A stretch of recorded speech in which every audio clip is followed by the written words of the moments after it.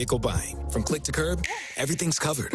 Ever try to buy a car online and end up in a parking lot with a stranger and some blind trust? That era is over.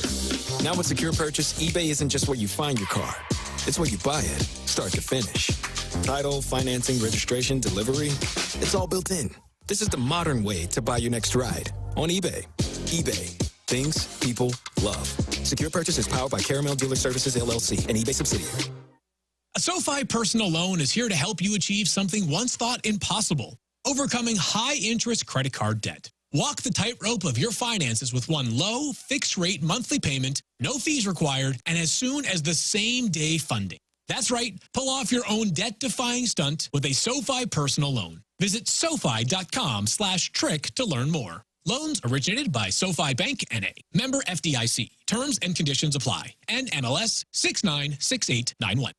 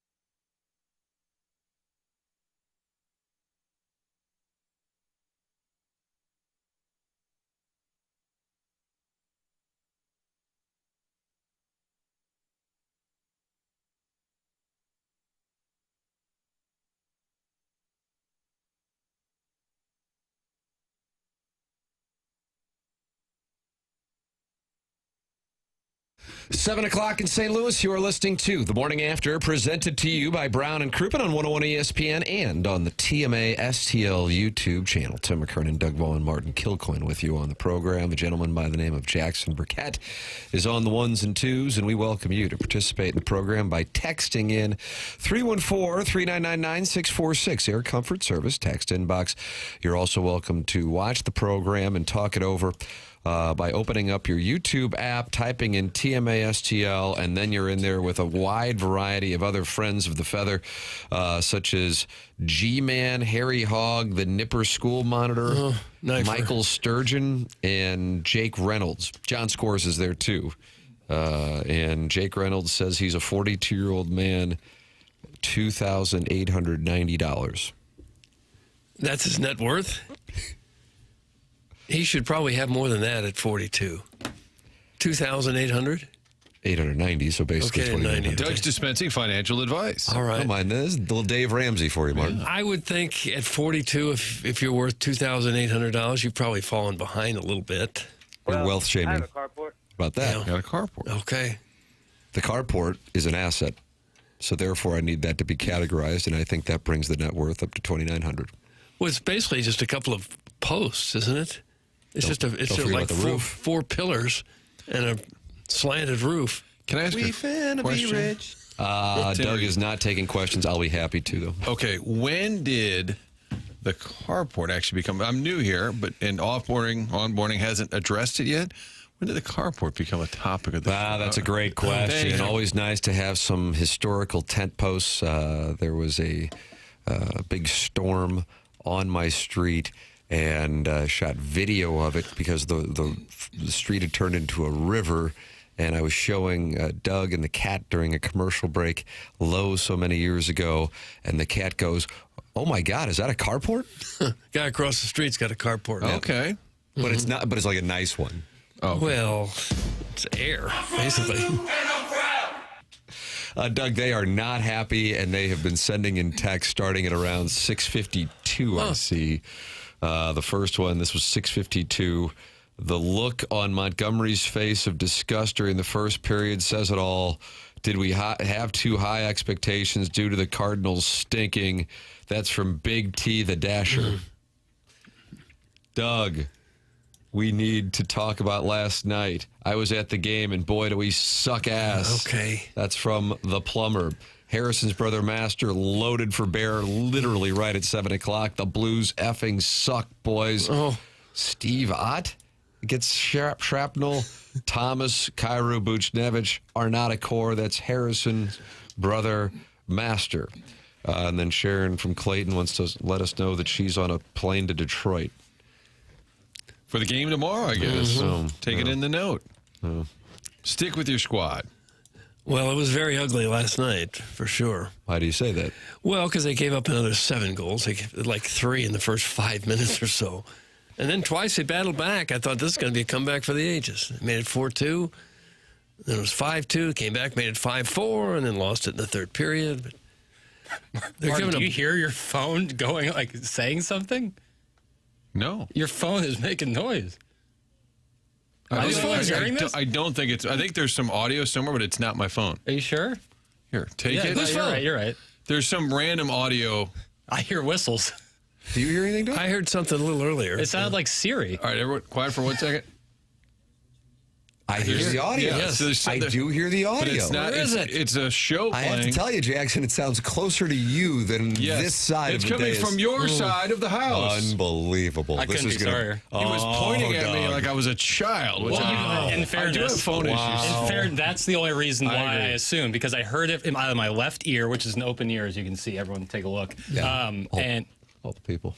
all the people. And I heard it, and I know you've been having phone issues with, especially with volume. So that was my assumption, and then for that I Take the apologize. keys Did you away just- from Grandpa. Did you pot it down? It's good. Okay. So it actually, you discovered what the audio was? Yes, it was coming from my laptop. Oh, Doug. Gosh. Well, we'll take a break. Doug will put his finger in Jackson's chest, and we'll do our best to try to get this program on track. And to pass the blame along. I want to apologize to 3 sets of people. I want to apologize to Martin for blaming him for the issue. I want to apologize for Doug for cutting him off. And I want to apologize for the audience for breaking up the sweet little flow of this program. I forgot what we were talking about. I don't know if I can go on. Yeah, this is I think it was a Blues sorry effort. When you point one finger, Jackson, There's- there's 4 coming right back at you. Time to start wearing white at home. That's from Big Steve.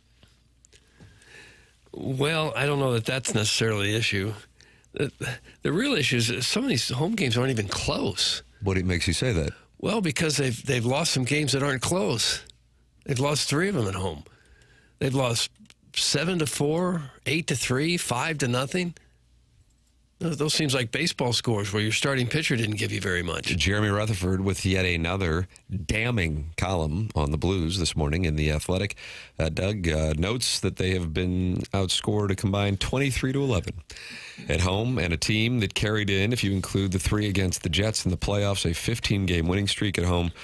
Now finds itself at 1-3-1 at the Enterprise Center as they head out to Detroit with Sharon to face Wingy Wingy. Mm-hmm. Well, maybe Sharon can bring him some better luck. Detroit's off to a good start. Blues are tied for the cellar in the West. Mammoth are 6-2. Yeah. Clayton Keller got 2.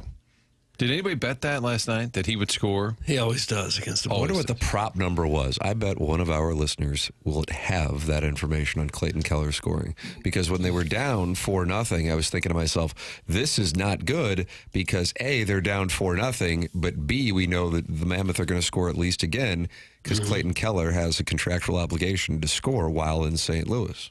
The killer goal was at the end of the second period. You did all that work. You got it to 4-2. And I know every fan base probably says, oh, my team always gives up the goal when they pull the goalie. My team always gives up the last-minute goal.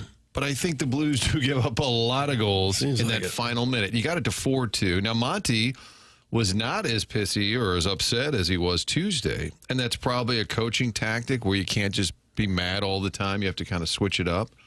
I mean, he wasn't happy, but I think he even disputed that goal sort of deflated them because they did come out in the third and cut it to 5-4, but you can't go down 4-0. Doug, you just can't. You can't. Logan Cooley had a natural Hattie. But the Blues really didn't have much jump or spark there in the first period. Then after they scored a couple, they looked like a completely different team. They were hitting and playing with confidence and firing pucks on the net. And it's just the starts have been so slow. They were all saying it, Doug. You need to start on time. Yeah. Got to start. Even Buchnevich said you got to start on time. Yeah. And then somebody said, how come you have such a slow start? He looked stunned by the question. Let's take a listen to the Blues head coach following last night's debacle. Actually, first 2.5, 3 minutes, until the first goal was scored, it was just an up and down, even game. Teams playing fast, playing hockey. Don't like our response after we give up the first goal. The rest of the first period was very lackluster. Then I liked the way our team played after that. We built something. We improved our intensity. Our habits got better. You're down by 4 goals. It's going to be a tough task, and we got it close. Unfortunately, we had opportunities on the power play to tie it up. We weren't able to do it. They got a power play and they extended the lead, and that sealed the game. Off the post and a battle for the puck. Well, it's a long campaign, fellas. It's a long campaign. We've only played, 7 games out of an entire season, so they got lots to go. Don't sleep on this club now. They'll wake up, and hopefully wake up on time. So the narrative now will be you go on the road, they need to get away, Doug. They need bonding time, Just go out to eat. Get this team a little closer. And they've won twice on the road, so when they come home, you say, oh, it's going to be great to be home. And then when it goes terribly cooking. well, then you see what Sally's cooking. And then when they lose a bunch, Sally, please. You say, we need to get on the road for a little bit. Yeah. Vitale's going to be fired up. They're playing Sid the Kid on Monday night, Detroit, Pittsburgh, and then they're right back home next Tuesday, Doug. I don't know. Next Tuesday, Thursday, they're home. Be nice to get that home cooking after a long grinding trip. Yeah. Tim, today is my sweet, sweet Ashy's birthday. Olive and Oak tonight at 6:45. Can you come by real quick and show her your calves so she can get hot? That's from the recovering alcoholic from Belleville and Webster Groves. He didn't seem too worried about the note. Nah, I'd like a little more concern. You take orders like that where you come by to a restaurant and show women your calves? My second job is a bull. Is it really? Tim's website, only calves. We'll see what Miss Sally's got at the house tonight. Sally, Doug, it's Billy Napier. Billy Napier sounds like he's 80. Clayton Keller was plus 210, according to Sparky Spangler, who was observing the Clayton Keller prop bet, which is as close to free money as you can get in the world of gambling. Well, don't say gambling right now. Let's let this latest scandal pass over a day or two. Oh, it's just beginning to ripple, Doug. You just wait till they. How often have you seen NBA and mafia in the same sentence? Jackson, do you feel like you're going to have to defend your association today? Are you concerned this is No, you got to bigger? remain objectivity. You know, you got to have your own objectivity and take every situation as it comes across your desk. And many stories do come across my desk. That was word salad right there. Well, I'm saying just because I'm a big fan of the NBA doesn't mean that I'm going to cape for it and protect it just because I like watching the sport. If something nefarious is going on, that's a real problem for the integrity of the game. You wonder why guys who are already making big bucks would do things like that. But once the underworld gets their hooks into you, you don't know what might happen. You don't know whom they may have threatened or right. Well, as of now, that was being accused is Terry Rozier and Jonte Porter. So it's not like this. It's like 40 guys have been busted for this. And Jonte was not making that much money, relatively. Obviously making a lot per most Americans. But Terry Rozier is the really weird one because he's made a lot of money. Yeah. Well, and even Chauncey Billups, but has he been accused of anything basketball related, or is he in on the poker? Not to my knowledge. Because there's the weird, it's a really convoluted story because there's the poker ring as well. Right. Yeah, not to my knowledge anything basketball related. Do you see the pictures of the mob figures that are being accused of this? Like the names? No, the pictures. I saw didn't see any pictures. They look exactly like who you think they look like. The names were They like the fit the introduction in profile. Goodfellas. Yeah. Uh-huh. And then underneath it says Yankee season ticket holder. Yeah, get the papers, get the papers. Doug, the plumber, wants to talk it over with you on the Collier and Carson phone lines. You can call in and be a friend of the Feather. A lot of people have already done so.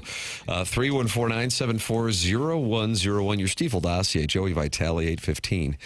Brought to you by Schaefer Door Company.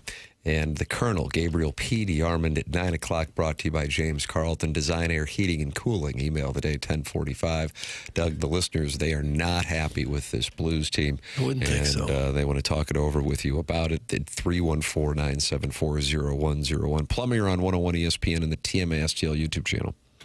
Hey, good morning, boys. Hello, Plumber. Hey, Dougie. So, I was at the game last night. Were you? Oh, my goodness. We didn't touch the puck the entire first period hardly, and there wasn't a single hit I saw during that first period. It was so bad. I took the old lady out with me, and by the middle of the second, she said, you know what, we're coming back, but this is going to be abysmal. And then guess what? We get home? 7. Got 7 on us, bud. Yeah, I saw it. Yeah, wasn't pretty. No, it was terrible. What is your idea to fix this problem, Douglas?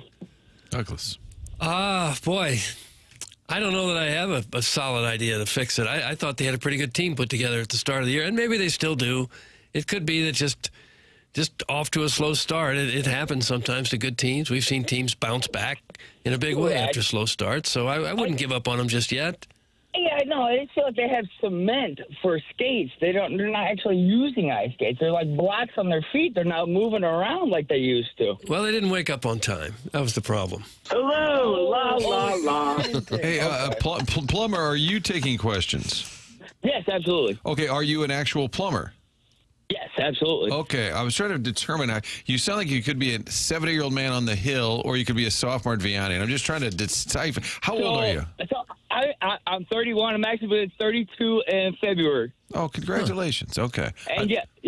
No, and I'm also, like the listeners say, I'm a big old fat. So no, I'm a Timmy's height kind of guy. I'm a Timmy's weight kind of guy. I'm a little man. So. Are you really a little man? A little man. Clip that off. You sound like no offense to you, Timbo. No offense to you. Well, I mean, facts are facts, Plumber. You got a Timbo. He got a Douglas. How long does it take to become a plumber? And then I got Jackson for Alderman.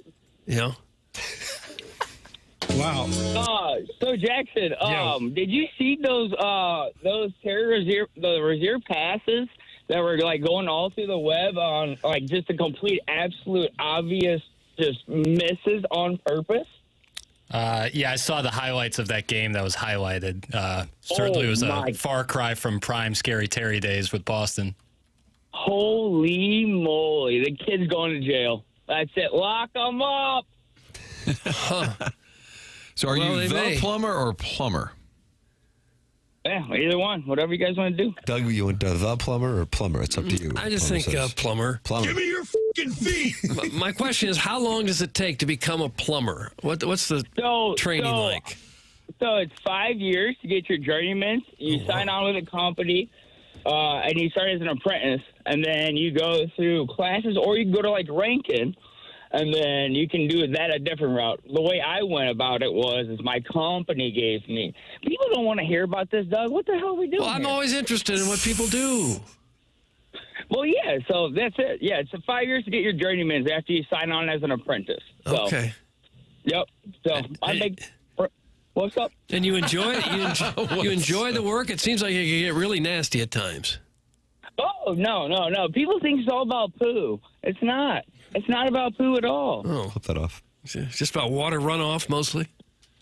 No, I mean, we remodel bathrooms, put in showers, and all this other stuff. We do a lot of nice stuff. It's all about the dirty work.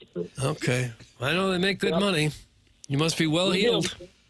All right, well, I'm going to let you go because people listening probably hate this. So No, they all don't. right, see you, boys. Have a great rest of your Friday. All right, thank you, Plumsy. There you have it. Doug, what a delightful plumber. Wonderful to hear from the callers on a Friday morning. Let's see what they were saying in the Air Comfort Service text inbox. This guy's a douche. He starts out talking normally, then adds a gravelly effect and doing this sing-songy delivery as he throws around nicknames like y'all are best friends. So fake, so creepy. Give yourself a swirly loser. Thanks, and hashtag free perk. Doug, that's Brian Henshin, who will be monitoring things with Cam Ward and the Doo-Doo Man this Sunday in Indianapolis. This guy sounds like he burns a PTO day when the McRib comes back. That's from Alan Davis. No, he's a little man. I liked his delivery. Did you hear how he said apprentice? I thought he was a happy, delightful sort. He was. And gave you some information on the plumbing option for your career. Would you think it would take 5 years to become a plumber? Kevin Demoff told us it takes 5 years to change uniforms. I didn't believe that either. But at the same time, when I heard him say Dougie at the beginning, the line moved to minus 250 that I was going to hammer that dumb button. But he survived. Good for him. I think it was Joe Buck. Could have been. Yeah. That reminds me, Scissor Me Timbers texted in about 5 minutes ago asking if there is any other show in these United States of America where both Bob Costas and Joe Buck have called into using fake voices. That's a good point. Joe Buck is a fake voice yesterday as the Mad Hoosier, and Bob Costas, we couldn't figure that one out for the That was life. like Elmo. I'm telling you. Yeah. Didn't John Hamm use a different voice also? I think he just said this is John in New York, and we're like, what? But Costas sounded more like a Sesame Street character. Like Elmo. It was like a Muppet. Muppet. Definitely not Trump. Doug tried to go there, and he definitely not. Did Henshin say give himself a swirly? Is that even, how would that? Give yourself a swirly, and then tough. he just followed it up with saying, if I'm being honest, it's probably his happy-go-lucky demeanor that I hated most, Mr. Tim. Thank you, and tell Doug I'm saving a nipple for him. That's from Brian Henshin. So I don't know if you want to go very to the close to Colts Titans suspension. game. Doug's got the pen out. Very Cam close. Ward challenging the media yesterday to recite plays in Nashville. That's where it has gone for the first-round pick. I suppose you could stand on your head and give yourself a swirly. That would take unbelievable upper body It strength. would, yeah. Also, you think anyone's ever actually gotten a swirly? It seems like the most cruel thing you could do is to stick your head in the toilet and flush. That's awful. Oh, no, there are a lot more cruel things you could do than that. Yeah, but You'd survive that without an injury. in terms of like Dennis the Menace Grossness. style bullying. Right. Well, I enjoyed the call. I'm with you, Papers. Oh, I like that. It Yeah. was fun. It's an open phone line Friday. And actually, it's Fast Friday. Oh, is that what they call it? That's what Mizzou is. So we're all a bunch of homers. So let's get in tune with Mizzou as they head down to Music City. They've been there for the Music City Bowl, which, of course, is one of the premier bowls. And now it's Fast Friday. We had Cleanup Thursday. We're moving on. It's Fast Friday. Doug. On Fast Fridays dossier, Joey Vitale, 8:15. The Colonel at 9 o'clock. The Design Air Heating and Cooling email of the day coming your way at approximately 10:50. We've got the drops of the week. We got our SEC Pick'em coming up, and on the slate 1, 2, 3, 4, 5, 6, 7 games as LSU hosts A&M. Bama travels to see Jackson's buddy Shane Beamer. The Volunteers and Josh Heupel head to Lexington. Texas goes to Starkville. Auburn heads to Bobby Petrino in Fayetteville. Ole Miss at Oklahoma. And, of course, College Game Day in Nashville, Missouri, Vanderbilt. That is in the Gabe segment. Goofball Corner is here, Martin. It's I know back. you love Goofball Corner. I really enjoy Yoff this. Talk is here, and all kinds of fun with audio. This Jackie Papers has prepared a feast for our audience. And if anything, I think it would be lovely just to express a little thank you to Jackie Papers at 314-399-9646, Air Comfort Service text inbox, or just call into the Callier and Thompson phone lines, 314-974-0101 to express your gratitude. That's what you can do here on TMA 101 ESPN.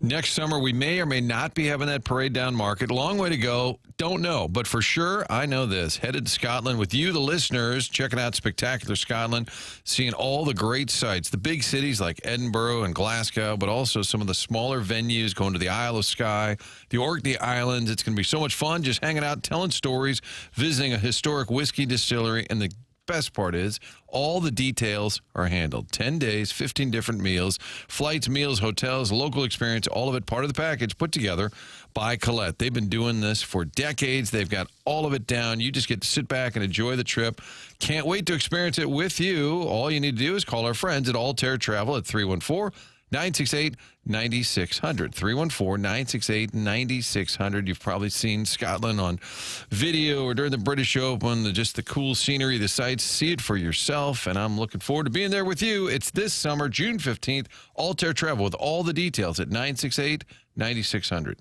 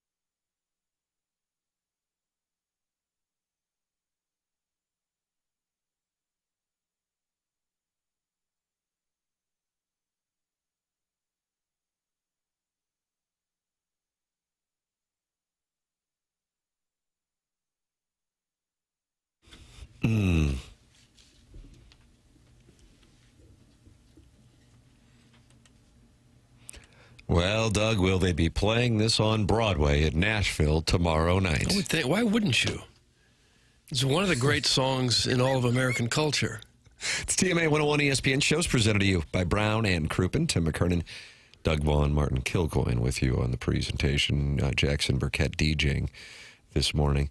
We were wondering who the guest picker would be on game day, which is 24 and a half hours away in Nashville, Tennessee, for Missouri versus Vanderbilt. And Doug, here is the audio with the announcement. What's up, everybody? Nate Bargatze. Everything I've ever dreamed of, worked towards, is happening Saturday. College game day at Vanderbilt. I am the celebrity guest picker. I mean, you can't imagine how long. I just didn't even think it would line up, but it did, because Diego came and saved me. Anchor down. Nate Bargatze, who is playing Chicago tonight with friend of the program and Kirkwood's very own Doug, Greg Warren. Yeah. And playing Cincinnati tomorrow night through the magic of private aviation, which Jackson knows quite a bit about. We'll head down to Nashville and then back up to Cincinnati so he can be at College game day as the celebrity guest picker tomorrow, in addition to, per Reese Davis, but they have not announced, as far as I know anyway, who the artists will be, but a number of musicians from the Nashville area are going to be playing throughout the show. Nate Bargatze, the celebrity guest picker for the highly anticipated College game day at Vanderbilt. He talked like it was the highlight of his career. I don't know if that's just hyperbole or not, but he's done some big things. Didn't he host the Emmys or Grammys or something like that? He's done some big things. Jackson, what did he host? Doug's crowdsourcing? He hosted one of those big award shows. Neil Patrick Harris does a lot of the Tonys, so I don't know if he's done the Tonys. It wasn't, couldn't have been the Grammys. Maybe it was the Emmys? No, that was Nikki Glaser. Doug? Nikki Glaser did the Golden Globes. You're right. So it might have been the Emmys. Hold on. Yeah. He's done Saturday Night Live twice. Nikki Glaser doing Saturday Night Live. Is that November 8th? I don't know the dates, Tim. So Nate didn't go to Vanderbilt. Nashville guy. His mom worked in the Commodore's ticket office. How about that? Bargatze sucks. Oh, he does. He can eat his saltine crackers and tap water with Doug. That's from Big Tough. Gosh, because he's a clean comedian. Heaven forbid. Primetime Emmys. He hosted the Primetime Emmy Awards. Yeah. Tim, you willed it into existence. Praise be. That's from the 314. No. He did say it. I have it in Predictionary right here. How much do I get paid But we for don't that? need to say praise be. And that's from, what's the show? What's the... Jackson crowdsourcing again? Yeah, geez. No. Praise be. Praise be? You're asking me that line? Righteous Gemstones? No, they take over part of the U.S. The woman who was in Mad Men. Oh, Handmaid's Tale. Handmaid's Tale. They always say praise be. Yeah, I get. Okay. That, I believe, was very fair. Sort of paying homage to a Timocracy that we're in. Oh, we are in a Timocracy. Nate Bargatze is in St. Louis for 2 nights in January. Doug, that's from Ian LaPerriere. You know him as Lappy. Yeah, like to see him. Praise be Tim and his healthy throat. That's from Steven Time. I'm seeing Kenny Chesney and Dierks Bentley at game day. Oh, they have announced it already. That's what I'm reading here from WhiskeyRiff.com. Doug, have you read Whiskey? I have not. I can also, we'll get to that later. I can double source it. ESPN announced Kenny Chesney and Dierks Bentley will be performing on the Wyatt Lawn during the show. There you go. Performing, not just giving their college football takes, but actually performing. No, that's Bargatze. So this has turned into quite a little production. Yeah, this game day is a real-life pony. I wonder if anyone from Mizzou will be represented. Sheryl Crow, Brad Pitt, John Hamm, Gabe DeArmond. That's the Mount Rushmore? My Mount Rushmore. Give or take. I just don't know that any of those people It won't affect the game, Doug. It will not. They will walk in that building. They'll walk into the visitors' locker room, and they'll play football. Daggum. Nate Bargatze is the Timu version of Tom Segura. Thanks. That's in the 314. Oh, Lord. What does that even mean? Now that the people are upset that he's not a dirty comedian? I have no idea why they wouldn't like Nate Bargatze.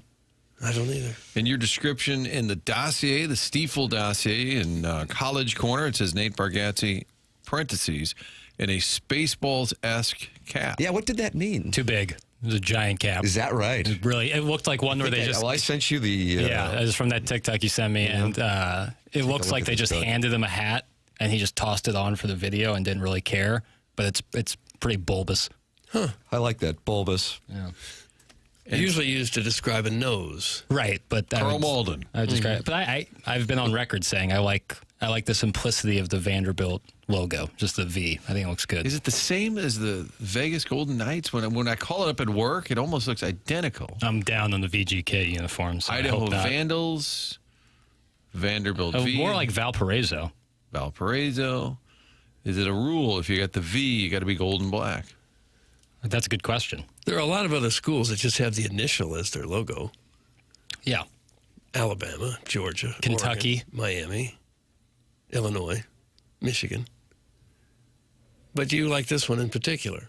I just like the Vanderbilt uniform. I think it looks good. That's kind of that old gold that Missouri used to wear. They used to have that shade of gold instead of the yellow that they wear now. Right. Look better. Doug, we asked Gabe what uniform they're wearing tomorrow. I sure will. I already know. Negus Webster Chan. Ooh, can I guess? Fire a bat at the pot. All white with a gold helmet. No, I'm sorry. Oh, good.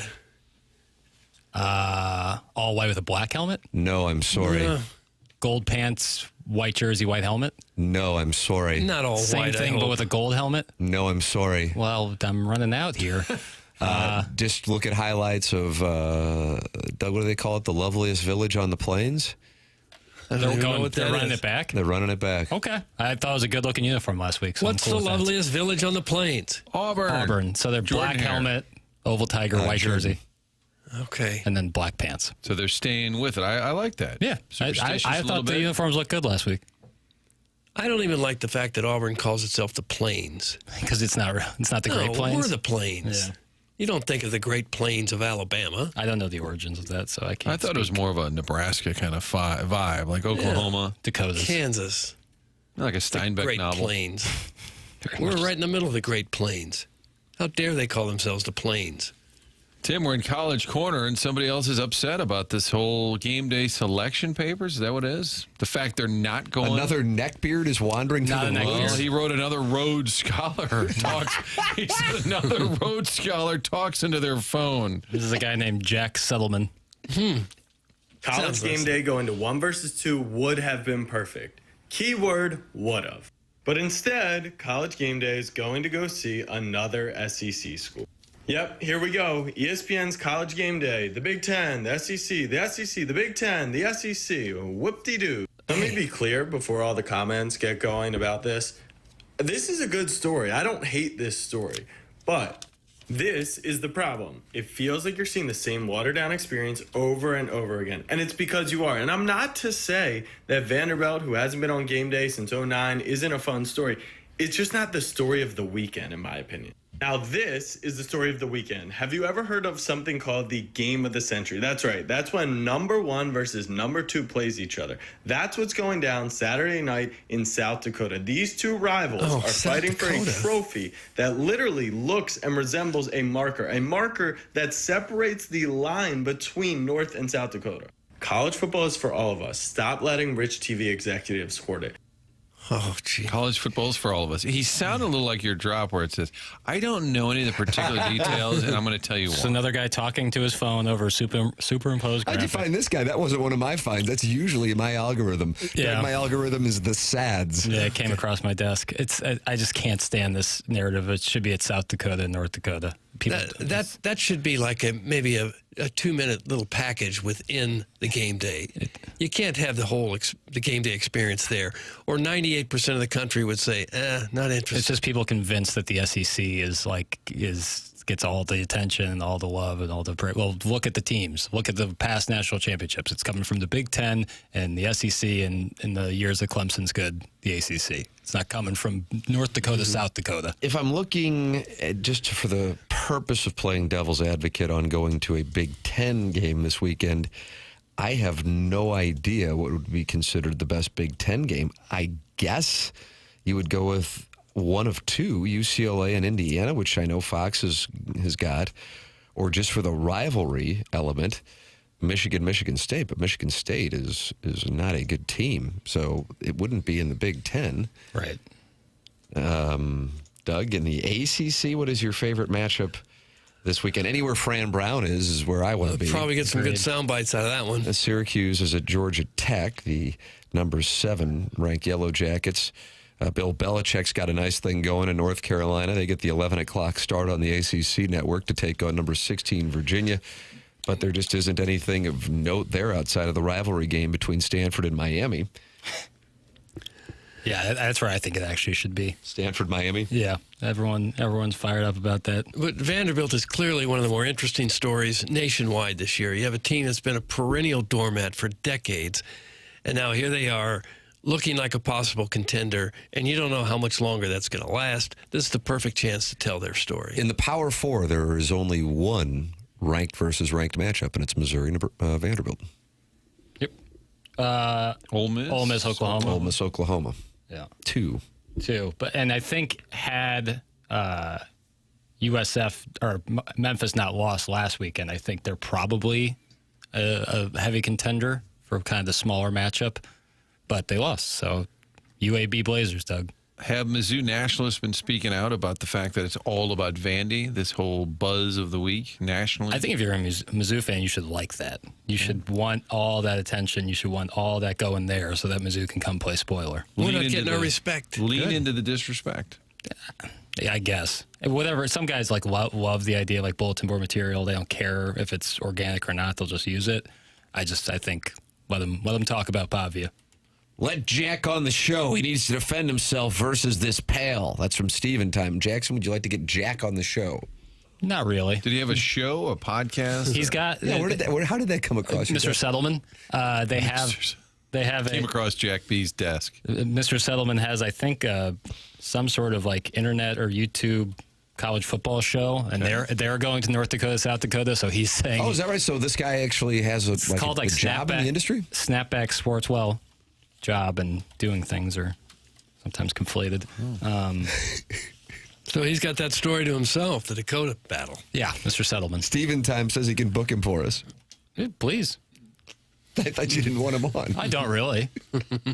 I don't want the original neckbeard who didn't like to play. He's got 675,000 views. Wow. At Jack Settleman. A lot of people are talking about the downfall of College Game Day. A good take always starts with a lot of people are talking. A lot of people are talking about the downfall of College Game Day becoming an SEC show. What do you say, the downfall? They've had the highest ratings they've ever had. Help me make this decision. And then he posts his video here. He might be in the corner of a cube, like somebody like a your workspace, like in Tron. I don't know. Vandy's gonna win. All you Mizzou fans, waste your time every time they have a big game and they lose every time. That's from Eric in the Central West End. Until they don't, they lose every time until they don't. You think this is going to be the time? I don't know. Why get up in the morning if you're not going to have a little hope? How about that, Doug? Gives you some good perspective. Words to live by. Yeah, thank you for that. Yeah, you bet.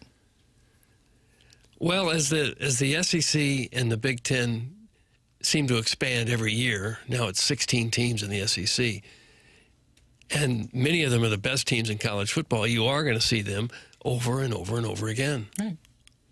Snapback Sports is legit. That's in the Prince of Glendale.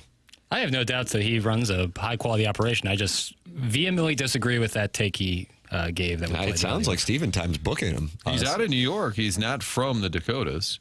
It's interesting. 314-974-0101. Jackson, you better come armed with your ratings. Because it sounds like you. And what's this gentleman's name? Jack Settleman.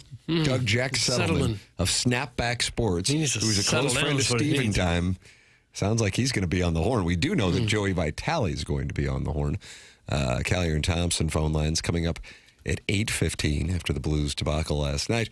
The Colonel, Gabriel P. DeArmond, with us coming up at 9 o'clock on the program. And your emails the morning after at InsideSTL.com will come our way at approximately 10:50. Shooter McGavin with a 1-goal lead on Buck Swope as we head down the stretch in the month of October. If you would like to be the TMA Listener of the Month, you can sign up, maintain your anonymity.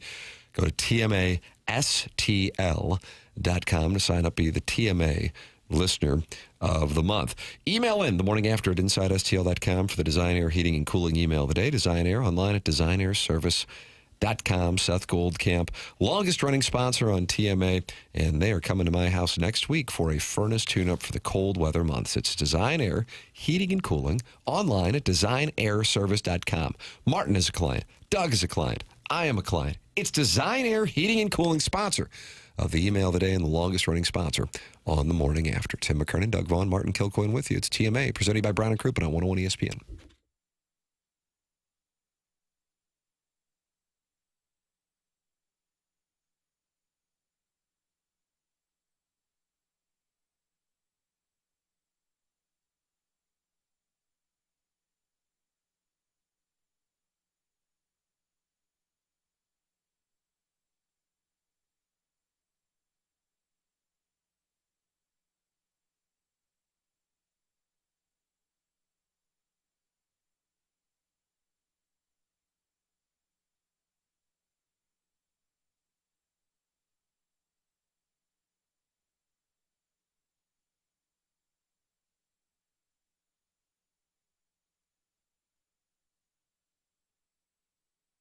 Michael's Flooring, family and locally owned for over 30 years, online at igotfloored.com. That's Michael's Flooring. Come see why people are loving getting floored by Michael, and make sure you visit the website, igotfloored.com. You can go online right now at igotfloored.com and get 3 samples free from Proximity Mills. That is free when you go to igotfloored.com. Michael's passion is flooring, and when you order from him, he wants you to have the best experience for the best price. Just come in or talk to him, and you're going to see the difference. They want to make sure they suggest the best thing for you and not pushing what corporate is telling them they have too much of. There is a reason that Michael's Flooring has continued to grow through the last 31 years. Employees love working for him as they feel like family, and he makes sure they are taken care of. And this then rubs off to the families buying the product, as they know they have the best interest of the buyers at heart. They are in Creve Coeur, Darden Prairie, and St. Peter's. Come see why people are loving getting floored by Michael, and make sure you visit igotfloored.com.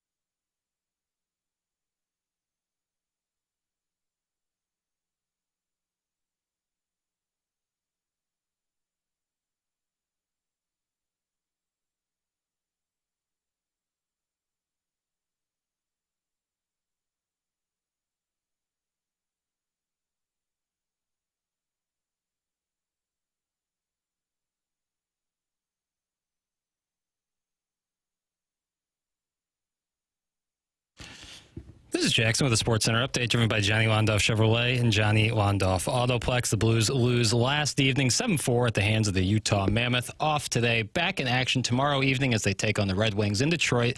Pre-game at 5 p.m., puck drop at 6 p.m. right here on 101 ESPN. That was another Sports Center update driven by Johnny Londoff Chevrolet and Johnny Londoff Autoplex. See them at londoff.com. Chevy, together we drive. Are you kidding me?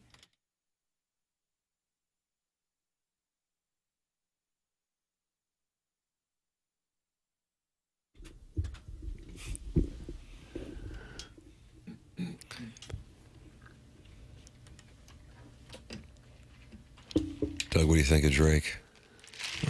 It's not my favorite genre. But it got Jackson's line in there, which is, Jackson? All you self-promoters are janky. Think about that. Okay. It's Drake's 39th birthday. All right. Mm-hmm. And Toronto Blue Jays playing the World Series tonight. Wow, big day for Drake. Do you think he will be at the game, Jackson? Is that game one's in L.A., correct? No, it's in Toronto. It is. Mm-hmm. Yeah. But yes, I do think he will be there. Yep. You don't think he could have gotten a Southwest flight into Burbank? No, I think he absolutely could. I don't know if he would. Will you watch this ball game? Tonight, yeah, I'll probably have. I'll watch a little bit of it. Okay. I'll probably be at some sort of lounge where it'll be on. Really? Going to a lounge. Look at this guy, huh? Yeah, maybe. I don't know. What lounge you thinking about, just to let the ladies know? I don't know. I would say usually on a lovely night like tonight, be something like Tam Ave. I'm saying, let me rephrase that. If it were a lovely night, it would be something like Tam Ave, because that's one of my favorite spots. But it's a little chilly out. I don't know. Post in Maplewood, it's always a great spot, and they're a lovely sponsor, Movie Boy. Oh, yeah. But I don't know. We'll see. What's Tupai Kai doing? Good question. Tupai Kai. Great question. Not sure. I'll hit him up. Text in, Kai. Pootie Britches, what's he up to? Frog Dad? Yeah. I don't know.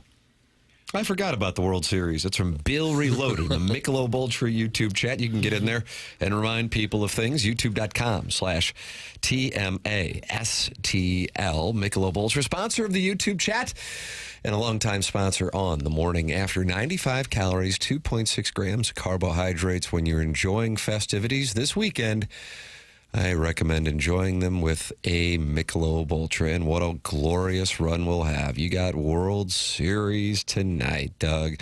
11 o'clock, Oklahoma hosting Ole Miss. 2:30, Missouri and Vanderbilt, Illinois and Washington. And then take your pick of whatever you want to wash your nightcap down with. A wide variety of games on Saturday evening. And, of course, the Blues at the Red Wings pregame here on 101 ESPN at 5. The puck will drop at 6. Okay. Enjoy it with a Michelob Ultra. 95 calories, 2.6 grams. I'll be enjoying it with a paintbrush and everything else. You're painting again? You're painting one of your French boys? I got this wedding coming up, and I got to paint rooms. Greg Vaughn's wedding, and he wanted you to pump. He doesn't care. He commissioned a painting for him? No, I've got to paint rooms and fix the garage and the basement and some yard work, and I'm not looking forward to it. Wow. It's bourbon weather, finally. That's from Eric B. Because you couldn't drink it before it got chilly out. You drink a lot of bourbon? You're a Scotch guy. No, bourbon. Really? Not a Scotch guy. Not sophisticated enough. Yeah. By the way, the Friday football slate, because Jackson has advocated the SEC should put a game on a Friday night. This might be a good one to do it because it's North Texas at Charlotte. Mean Green. Cal at Virginia Tech. Oof. Back-to-back Friday. No, was Cal was Friday last UNC. week.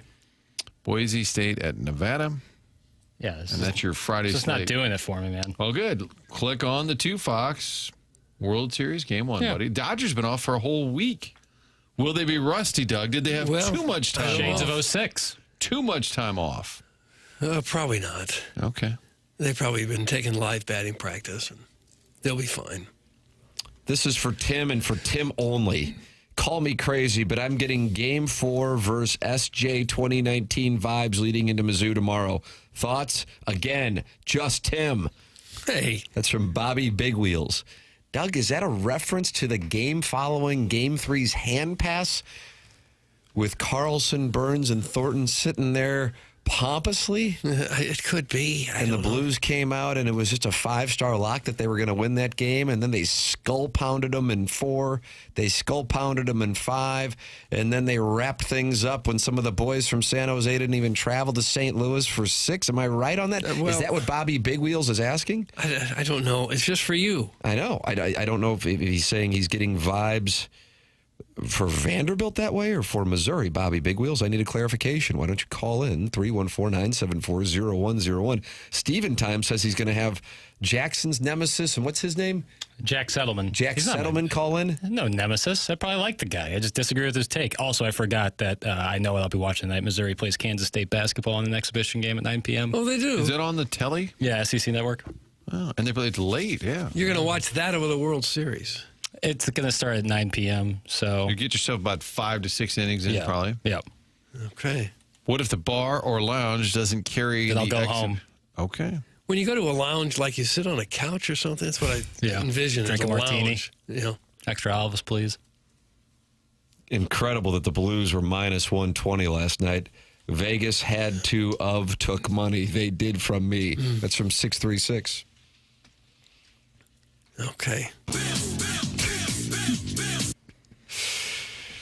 Yeah, Doug, it's got fans panicked. I was texting with the non-ling this morning. You remember that non-ling? I do, yeah.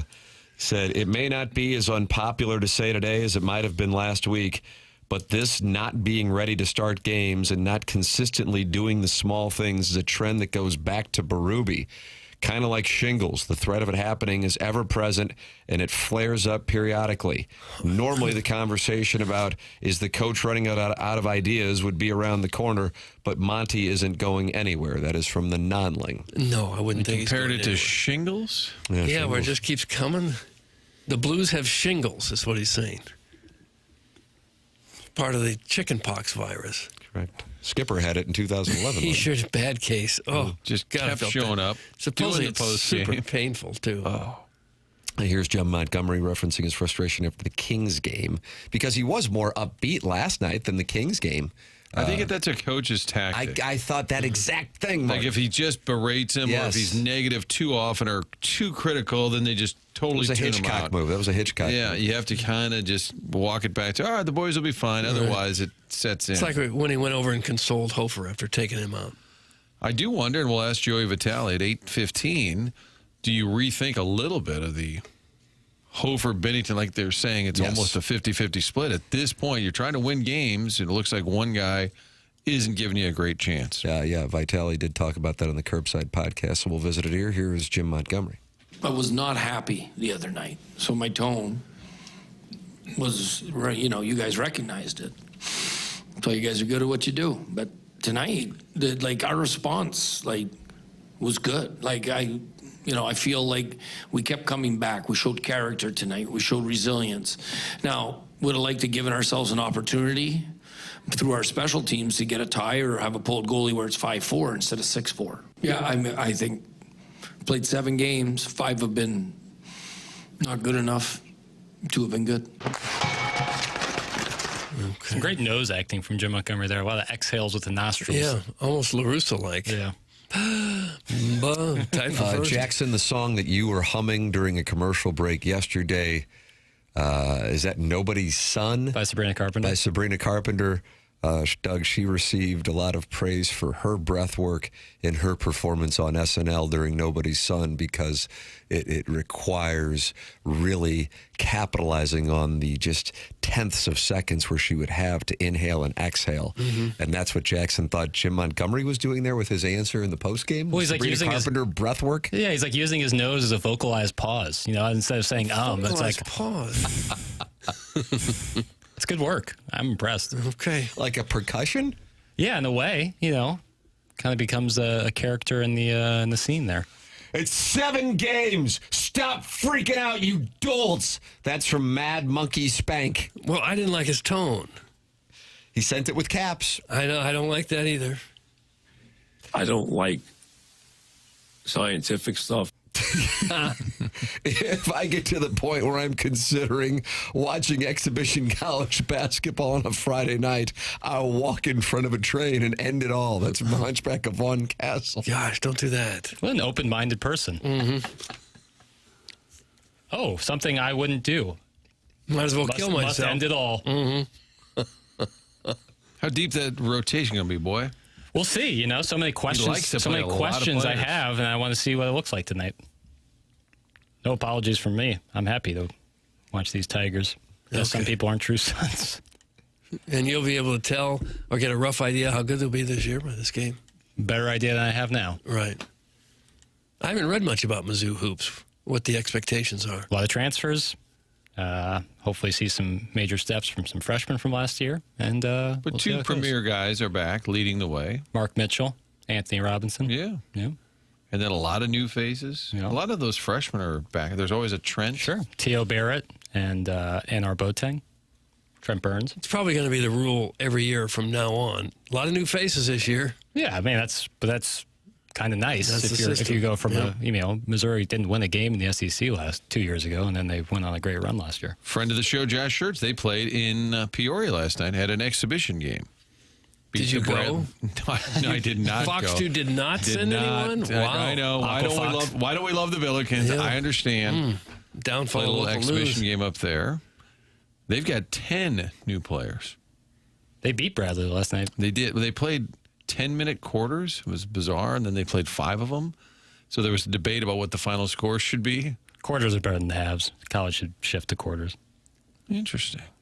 Kara Spencer's Karen Cut says, Sabrina Carpenter is such a great role model for our daughters.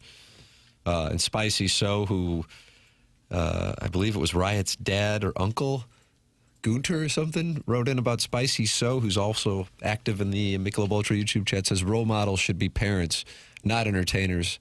There's nothing wrong at all with what Sabrina does, and she makes incredible music. Doug, that's what's being discussed. Sabrina Carpenter is a role model. If you want to go in the Michelob Ultra YouTube chat. If you want to weigh in, Doug. Right. Kara Spencer's Karen Cut is debating with Spicy So. At what point, what age do you get to where you shouldn't need role models anymore? Because by 25 or 30, for sure, you're pretty much established who you're going to be, right? By 30. Jackson, I mean, you're still under 30.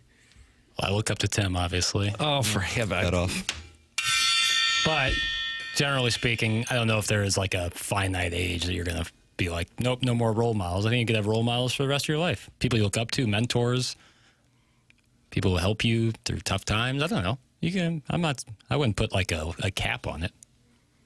But, you know. No, there's just a time for most people's lives where they kind of think, okay, I know who I am, and this is the way I'm going to. Is Sabrina Carpenter one of your mentors? No, nor a role model. But I do enjoy her music.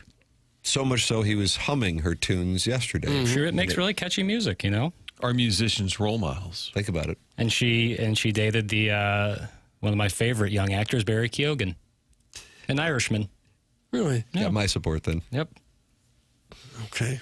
These iPad kids need to get off YouTube chat and text in like true American citizens. That's from the Southside hash-slinging slasher. You think it's all like 17, 18-year-olds in the YouTube chat? Probably not much older. Kids in study hall. Well, the kid that called in to talk about the Pittsburgh Steelers, I found out later, is a senior in high school. Seriously? Yeah. His dad texted. Wow. So you never know who's listening. What high school? Clean it up. You know what high school? I don't know it. I could go back, which would be kind of creepy. Scream to Vianney. I'll go back to the dad now and say, hey, this is a little weird, but, your son, where does he go to high school? It might be just like a little weird. That would be tough. Let's say you have to make up some ruse about a story you might be doing. Okay. Yes. This is the first time in years I think the national media might be right about the Blues this season. 10th, 11th best team in the West. It sucks. Let's go Blues. It's 10% of the season on Saturday. That's from the Salty Ball Dad from Caseyville. Well, you can slice it any way. That's true. Mm-hmm. Play 8 games, you're a 10th of the way. Yeah, and they're going to be jamming games in because of the schedule in February. Which is why they want to play Ho for a little more, because they're worried about the workload of Bennington because of the break and the Olympics. I just think now, instead of this, hey, it's Hofer's turn, it's Bennington's turn, I think you got to rethink that. Kids struggling. Yeah, and you can't afford to fall too far back. Correct. Even early in the season, you can't count on a 12-game winning streak every year at the end of the year to get in the playoffs. It has been a constant, and it was something that they were focused on this offseason, is making sure they got off to a fast start. And I think it would be fair to say at this point that that has not come close to happening, in particular being outscored 23-11 at the Enterprise Center. You are welcome to give your thoughts by texting in, by calling in, by emailing in, or by just talking it over with Kara Spencer's Karen Cut and Spicy So in the Michelob Ultra YouTube chat, youtube.com/TMASTL. Kara Spencer's Karen Cut now says Chauncey Billups is her role model. So, Doug, a debate as to Chauncey Billups. Wow. who a role model is. You can call in 314-974-0101. Text in 314-399-9646 or email in the morning after at InsideSTL.com for our design, air, heating, and cooling email of the day. Coming up at 8:15, Joey Vitale with us for his weekly appearance, brought to you by Schaefer Door Company. At 9 o'clock, Gabe DeArmond, his weekly appearance, brought to you by James Carlton. Plus, after a big week last week, I went 6-2 on my SEC picks. We bring it back this week with our SEC Pick'em, and we have our drops of the week along with the design, air, heating, and cooling email of the day. All that coming your way. This is TMA 101 ESPN.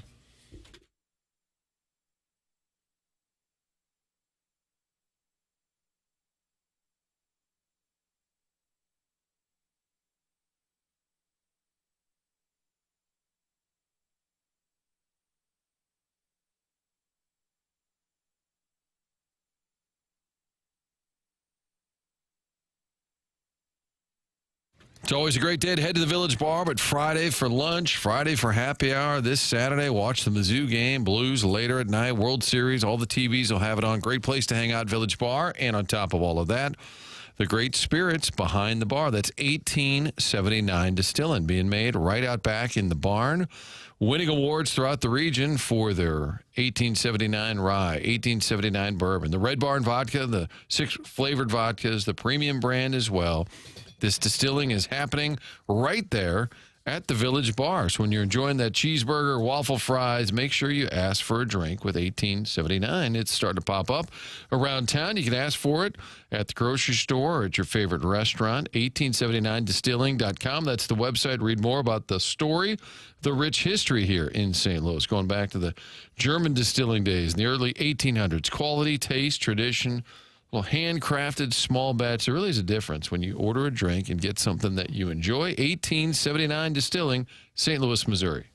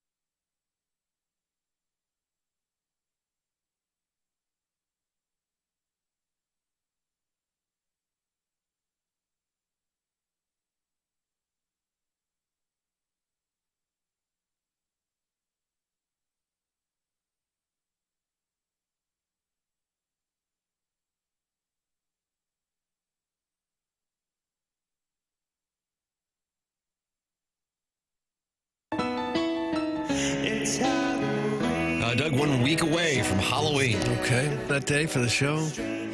Last year you were trash or garbage, right? You're talking about my character? Did you not go as a can of garbage? I last believe year? so. I think my younger son is bringing the garbage man costume out tonight. Doug, trunk or treat tonight. And I think that he's going to be wearing that costume, but he constantly has a Missouri football jersey on. What's involved with a garbage man costume? You got to carry around a garbage truck, I should say. Garbage truck. truck. So he's a garbage truck. That's what I believe. I get a kick out of those Transformer costumes you see little kids wear. Oh, yeah, those are cool. You know, they stand up, they're a dog, and then they lie down. They're an airplane or something. They're like one of their parents is probably an engineer and made it for them. Yeah. Super cool. Doug, are you wearing those sexy stockings again? That's from Stephen. Who says I'm wearing anything? Oh, wow. Then there's always the kid whose family couldn't afford a costume and like, what are you? I'm a hobo. And he would just have a stick over his shoulder. Devastating. With a little bandana wrapped around it. That was a big one when I was a kid. A hobo. Yeah. Joey Vitale's coming up on the Stiefel dossier here in 5 minutes. Ken Iggy Strode, friend of the program, longtime member of TMA, and he is in the Michelob Ultra YouTube chat. And Jackson, he says he met Sabrina Carpenter back in 2017. The Nipper School monitor asks, how was she? And he says she was very nice and tiny. Yeah, she is famously very small. No, really? I'm curious. How tall is she? I think 5 feet. Oh, so I could look her in the eye. Right, yeah. Yeah. Be a good match if she weren't quite so tall. I'm curious where he met her. Iggy called in. He called in last Friday. Call in today. 314-974-0101. That is how you can call in and be a friend of the presentation. You can text in 314-399-9646. And then you can also talk it over in the Michelob Ultra YouTube chat. I really like Doug's Elmer Fudd vest. Bow season is open in Illinois. You going, Doug? That's from Mr. Bojangles. I've never shot a bow. I really like that vest. Do you? It's quilted. Everything you see here is for sale. I know. I really like that. It's for sale? That's right. I didn't feel it was cold enough for a big coat. I know. I was the same way this morning. It was 39 degrees when I drove in this morning. Yeah, 39. I don't like it. Yeah, it's a little rough there, Papers. It's a real in-between kind of, because I was also debating heavy coat, but I just couldn't do it. I could not pull out my winter coat. Because it'll still be probably 60-something by the afternoon. Let's see what I got for you here. 63 is the high at 3 p.m., Doug. Yeah. But we're looking at 56 degrees at 7 and or night. It looks like it's not going any lower than the 50s tonight. But highs in the 50s all next week. Yeah, I know. What are we going to do about this? A lot of rain, too. Yeah. Sunday, Wednesday, Thursday. Jackson, if you're going to be ball striking, you might need to be indoors. Yeah, I think the Pied Piper has come for us. And the Pied Piper has come for us. He wants his payment. And it's in the cost. The worst is 39 degrees in the morning when you drive in, then 63. Because if you walk out with your winter coat, you look like... Dress in layers, baby. Dress in layers. Do you have a garage or a carport?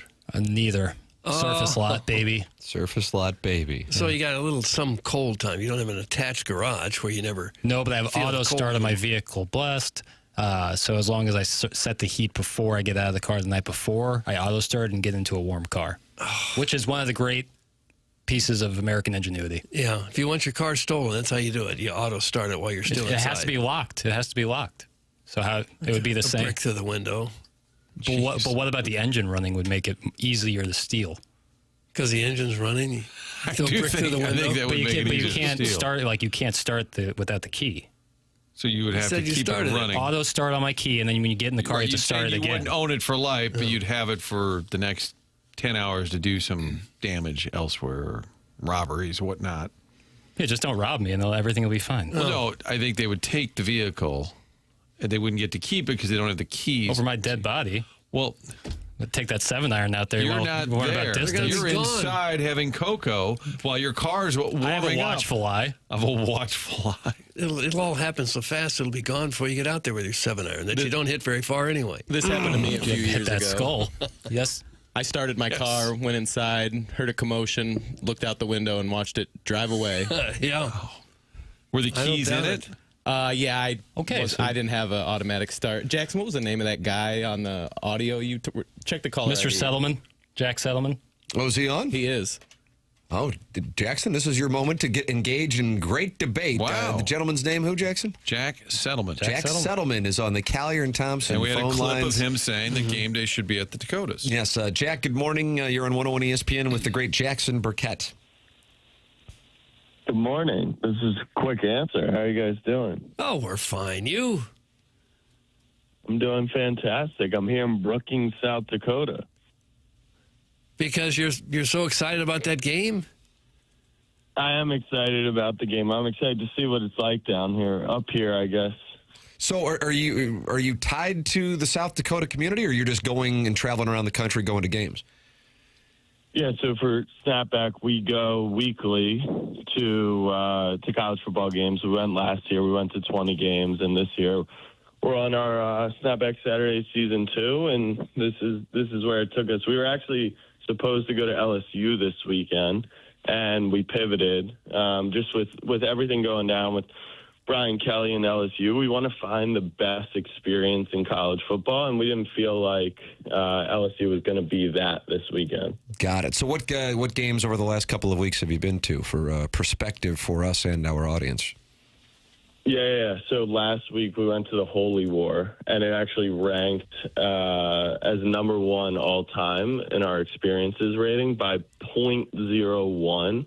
So we rate all the games amongst 4 categories: fans and atmosphere, food, uniqueness, and then like a smorgasbord of stadium gameplay and city. And what we're trying to do is not look for the best game. So, that I think is more college game day, best game, biggest ratings. We're looking for the best experience. So what is the best 48 or 72 hours that you're going to see? And so we did that. We started the season in Hawaii. We did Texas, Ohio State week 1. I went to UT, so that was not as fun seeing my Longhorns lose to Ohio State 2 times in a row. But yeah, we've seen some fun stuff. Have you ever been to a Mizzou game? No. What do you think? Do you think it would do well? Compared to a lot of these other places, probably about middle of the road, I would say. Yeah. It's nice. It's probably not over the top like some other places. I will admit, one of the games. What week did they play Kansas? Was it week 1 or week 2 this year? September 6th. Yeah. I'm trying to remember where we were that week. So look, this is the reality, and this is why when I say game day was in the wrong spot, I'm not naive. I run this business, and I'm not saying I run college football. I run my own business, so I understand the industry. And we went to Oregon that weekend. It was Oklahoma State, Oregon. We had an opportunity to work alongside Oregon, tour their facilities, kind of get a behind-the-scenes look. And so we saw the Oklahoma State game, and that was, a decision that for a startup, we have to plan our schedule a lot of the time, like months and months ahead of time. And I wanted to go to Kansas, Missouri, but, our head of content was like, we got to go to Oregon. We got to show what it's like. And Austin was amazing, but I was bummed to miss that. So how did it all start? And you got a good following, and you do this every week going to the big, to the biggest game, but just experiencing different college football atmospheres. Tell me about the origin.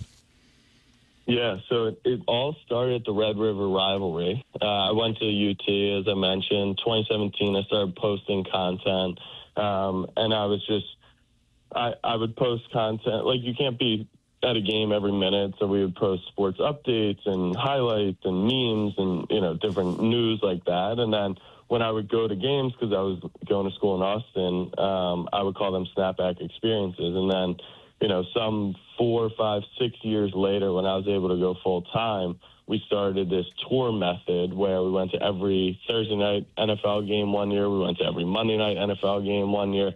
And then last year we got into college football. And that was kind of like our breakthrough, just because the fan bases, the engagement, like I mentioned, the experience. There's something like Arrowhead, right, is one of our top experiences in the NFL. But the games are typically on Sundays, and people got work the next day, and it's just not – it doesn't take over the city like a college football game does.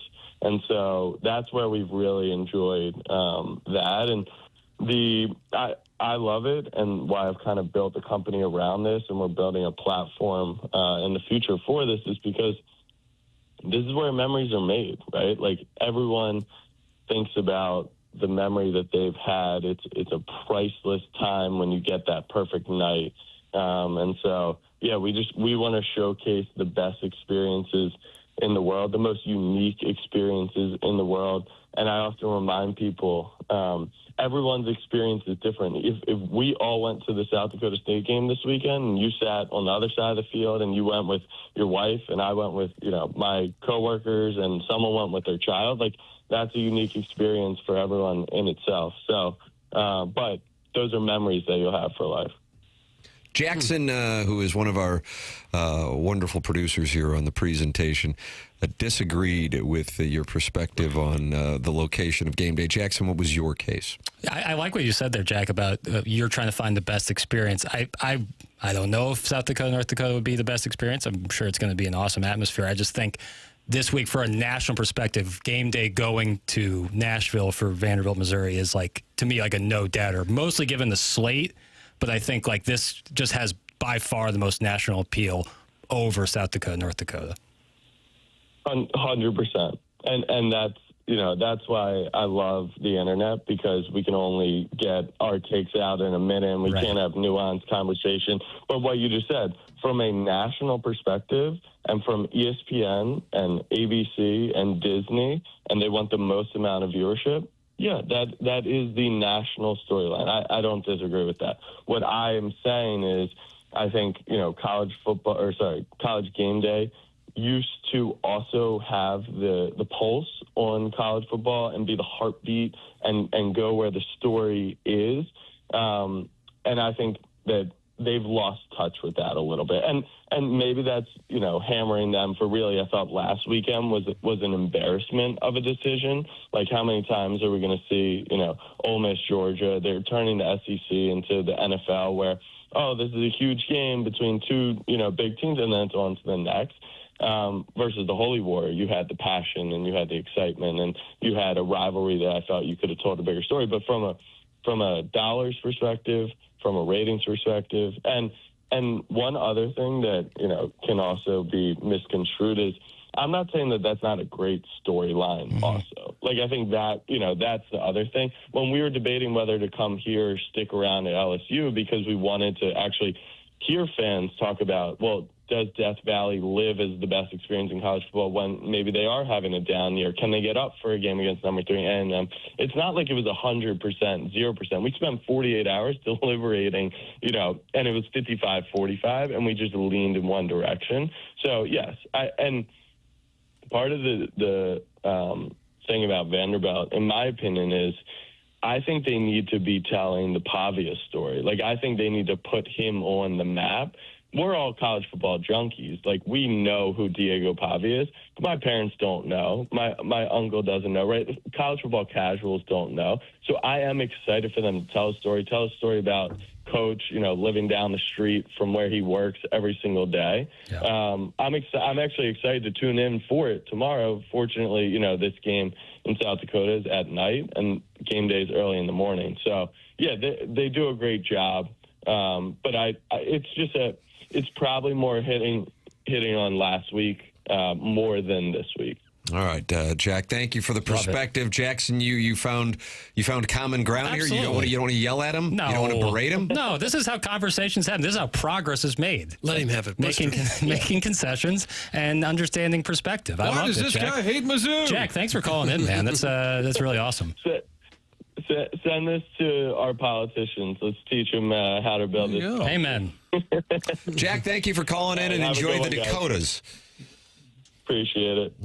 There he is. He's going to the Badlands. Yeah, he is at the Badlands. North Dakota State, South Dakota showdown. And Jackson, you found common ground. Yeah, I get his perspective. And I think not like what he's doing, which is a much more mobile, much more dynamic kind of thing, meaning you don't have massive production going around it, can make a pivot like that and highlight something that's really cool onto YouTube and the internet, which is a great outlet for not exposing, but showing people what other sides of college football can be. I think that's perfect for him. I think Game Day is in the right place, and we both agreed. Are Jackson and this monotone version of the porta potty guy going to kiss? That's from Mitch. Let's go to the locker room. You will like. Come, Steve. Yeah, I figure people are going to rip me for that, but it comes to I think they were concerned. I think they were very concerned that we may have woken him up from a good slumber. And it is a new model where you have the listeners contact a potential guest and then have that person call in. It really takes the work off my plate. Steven Time is the one who booked it, and he feels like he's got a W classic. Jackson backing down. That's Steven Time. Well, unfortunately, people don't talk to people in person or over the phone like they do on the internet. So, how about that? Maybe log off.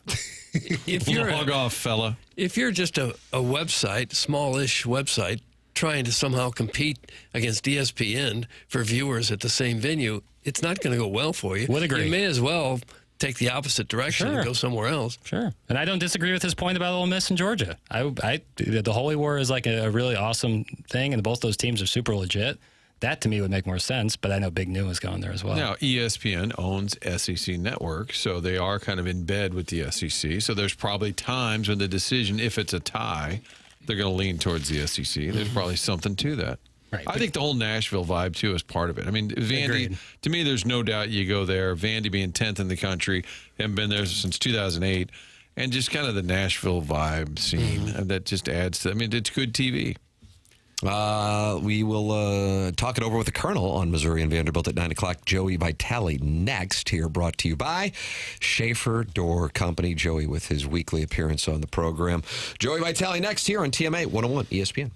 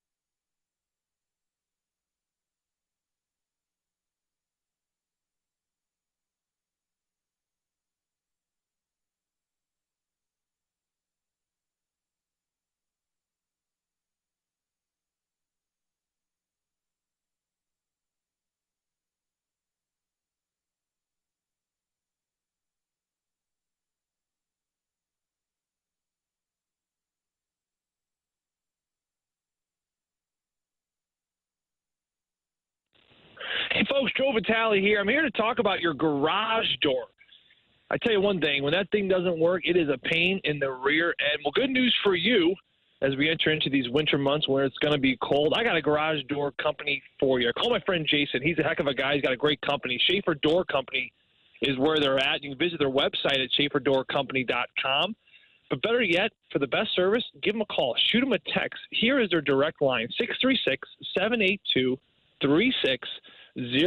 That, again, that is Schaefer Door Company. They will take care of all your needs. You don't need to be walking through the snow. No one's got time for that. Give them a call, 636-782-3608 for all your garage door needs. Schaefer Door is a Clopay Master, authorized dealer.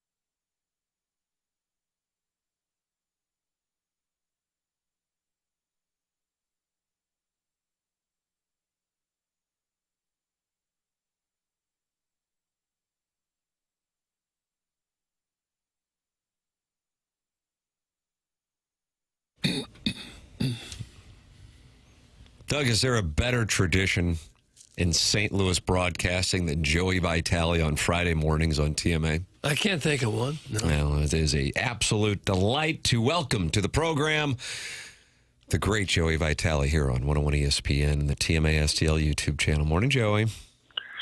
Morning, Tim. How you doing, buddy? Wonderful. How are you, brother? I'm doing awesome. Doing awesome. It's a great day to be alive. Man, this guy, he's so positive, Doug. He's lifting our spirits already. Was listening to you on the Curbside podcast, driving into the program this morning and talking about last night's festivities. So many different areas to cover. One of the things that I want to get your perspective on as somebody who played the game and, of course, has been around this team now for a number of years, the Blues' issues with starts. And not just starts in games, but starts to the season. And that's something that Jim Montgomery talked about wanting to focus on this week. And then with regard to start to the season, something that was talked about throughout the offseason. And unfortunately, both of those things have not been tended to yet. What do you think is causing these issues for the Blues, Joey? You know, I look at this team. It's interesting. You know, I think it's at some point, you have to figure out who you are, right? You know, this Blues team reminds me a lot of my years in high school. You know, you're a freshman. You're like, trying to fit in. I don't want to be the dork, and I'll go to homecoming because I don't want to be the loser. Doesn't go to homecoming. And then sophomore year, you're kind of in that slump, and you kind of think you're too cool for school, but you're not to the end yet. It's just this like transition, and you don't really know who you are. And it's like a 4 or 5 year period through that kind of pre-teens and into the puberty era where you're like, who am I? You know, and then you kind of go to college and you realize who you are. I kind of feel like the Blues are in the sense where they're trying to ask themselves and be honest with themselves about who they are. You know, and what I have seen with this team, and this is relatively standard for teams early in a season, especially with some new members. I think everyone loves the idea of trying to win games the easiest way possible. I mean, it's human nature, right? We always resort to the path of least resistance. That's why you pour water on your driveway and it always runs somewhere. It always runs to the low point because that's nature, right? You want to do what's easiest. And I think for this team, you look at the way they want to score goals and the way they want to play, and I think that their starts have been that perimeter, high skill, high octane, high speed style of hockey, which you see around the league that a lot of teams can do. I don't know if this team is there just yet. So I think, again, I revisit the idea of this team asking themselves, like, who are we? And I'll tell you one thing. When they play a certain style, they're successful. But they haven't gotten that style until the second, sometimes third period. Let's look at last night's game. You know, a little bit slower of a start again. You know, maybe the wheels aren't churning the way you want to. Certainly not as physical as you want to. But then you fall behind by 4, and everyone gets teed off. Right before the first goal, Braden Shen, I mean, there might as well not have been a puck on the ice in that shift in the second period. He was just running through bodies, right? But then it was great because then Matthew Joseph backed it up with 2 hits. And there was Jake Neighbors getting in the mix. All of a sudden, the Blues are on the board, right? And then they draw the power play. They draw a power play. Why? Because they're moving their feet and they're grinding it out. Philip Broberg draws a penalty from going up the ice. They score on the power play. All of a sudden, it goes from 4-0 to 4-2. We're in business, right? Crowds into the game. So I say that because that's who they are right now, whether they like it or not. And it's not an easy game to play. And this is why a lot of teams don't want to do it. A lot of players don't want to do it. But this is who they are. They're physical. You have to forecheck. You have to, Jimmy Snuggerud, Robert, I don't care who you are. You have to go. You have to jump. You have to play with speed. And you have to put your body through people. You have to get to the front of the net. I mean, it's a hard area. You're going to get bumps and bruises, but that's just the way it is. Now, they're not going to be that way the entire season because teams evolve. Teams go up and teams go down. You know, look at the second half last year. They weren't necessarily a physical brand through the stretch all the way to playoffs. They actually found their groove. Special teams started to turn over. Their offense, the Jordan Kyrou started to come alive. They started scoring skillful plays and transition and rush plays and breakaways. But I think right now, I think that at this point in the season, in this like first chapter, if you will, I think they just got to face the facts that this is who we are. We have to play that physical style. And for Jim Montgomery, it's got to be his job to try to get those leaders going in the right direction. And then all the middle and below guys got to follow suit. I was going to ask a question, and I thought it'll get dunked on. And then I looked at the text line and said the same thing. This team needs Lucic. And I was going to ask you, do you think, and I know he's been around, maybe a little more grit at the bottom, and we're talking about kind of bringing guys into the game and getting a little more physical. Do you think he's in the mix? I do, Marty, and I think that he would be a great supplemental piece. But I'm not going to sit here and say, too, that the Blues absolutely need someone like him. I actually think that their leadership in that room right now is the best it's been in years.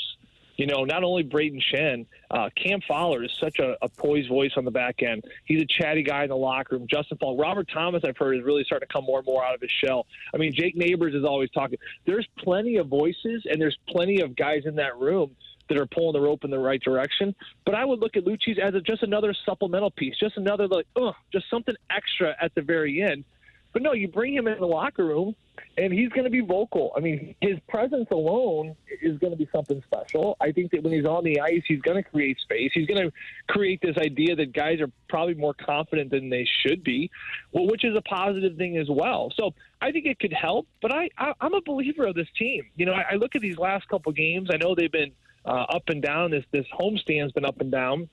But I'll be honest with you, you know, I'm just a believer of this team. I just know that they're going to be good, and this is going to be a playoff team. I look at some of these games on this homestand, and you look at the scores, and you're like, ooh, ouch. Let's be real. Let's just be real. The Blues did not get a save early in that game yesterday. The Blues did not get a save in that Chicago game when Joe Hofer started the game before that. You know, they're not necessarily getting that early save from Joe Hofer in these games. So then what happens is you fall behind by 2, you fall behind by 3, you fall behind by 4, and then you got to play catch-up hockey, which is cowboy hockey, which is like, you know, just high-risk hockey, which is not the style they want to play, but you have to play that way because you're behind. You need goals, right? So I think it's just big picture. Joe Hofer is in a little bit of a rut. He's going to pull out of this. He's a hell of a goaltender. I'm telling you, this guy is world-class. He's going to be a starter very soon in the National Hockey League, and he's going to look back on this little chapter and kind of laugh at it. He is a solid goaltender. He's going to get his mojo back. He's going to get his groove back. And when he does, and this Blues team starts getting that save early on, they're just going to start building. It's going to look a lot like what that L.A. game was the other day. Low scoring, but they're going to find some wins here throughout the stretch. Do you think we may see a little less of Hofer in the coming days, or will they stick with the long-term plan of getting him in there often? Yeah, I do, Doug. I actually do. You know, I know that Jim Montgomery he's been trying to go 50-50 split, it seems like. But I think these last 2 starts for Hofer, I think you just got to be real, you know, that everyone's going to have their bad days. Everyone's going to kind of go through a rough stretch. And what do? You don't necessarily keep putting players out there throughout the rough stretch. Sometimes you just got to give them that reset. You know, it wouldn't shock me one bit to see Bennington in both starts on this upcoming road trip as they go to Detroit. We go to Detroit tonight. We'll play there tomorrow, and then Pittsburgh's on Monday. It wouldn't shock me one bit at all, actually. You know, but eventually, after a couple 2-3 game reset, you're going to have to use him again. I mean, Binnington's going to need some rest. You got some big backups coming up, back-to-back games. I think next week's the soonest one they have, actually, where it's at Pittsburgh and then home versus Detroit. So that's a perfect situation. Maybe you get Hofer in. Maybe you use him. You could potentially even use him on the road in Pittsburgh because I know a lot of times coaches, they look at goaltenders and they say it's not just about performances. Sometimes it's buildings. Right now, Hofer, he's been much better on the road. For some reason, something at home is not clicking. So maybe you give him a road game and then the back-to-back for Binnington next week when Detroit comes to town, you use more of that. So it could be leverage in the sense of where he's playing, and maybe he's just a goaltender right now that's going to find it on the road. So all the things that Davey Alexander and Jim Montgomery are going to be discussing here, it will change things up a little bit. I think you got to ride the horse of Binnington as much as you can here over the next couple weeks until you find that Joel Hofer's back in his groove.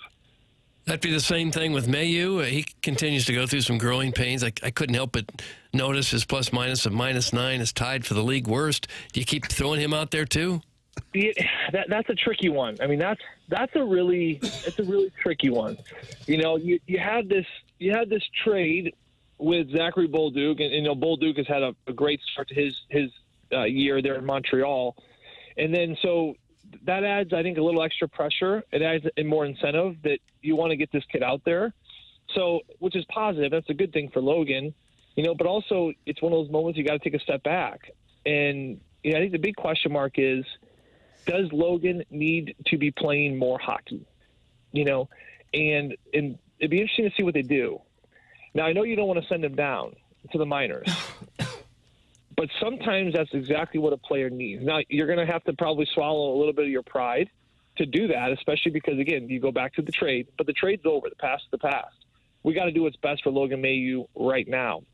Now, they've tried him on different D pairings. They tried him with Cam Fowler last night. They've had him with young guys and Tyler Tucker. To me, he looks still a little bit out of sorts. He's a young kid. It takes a long time. Chris Pronger said it the other day. It sometimes takes 200-300 games to really understand how to manage a hockey game at the backhand. It's a tough position.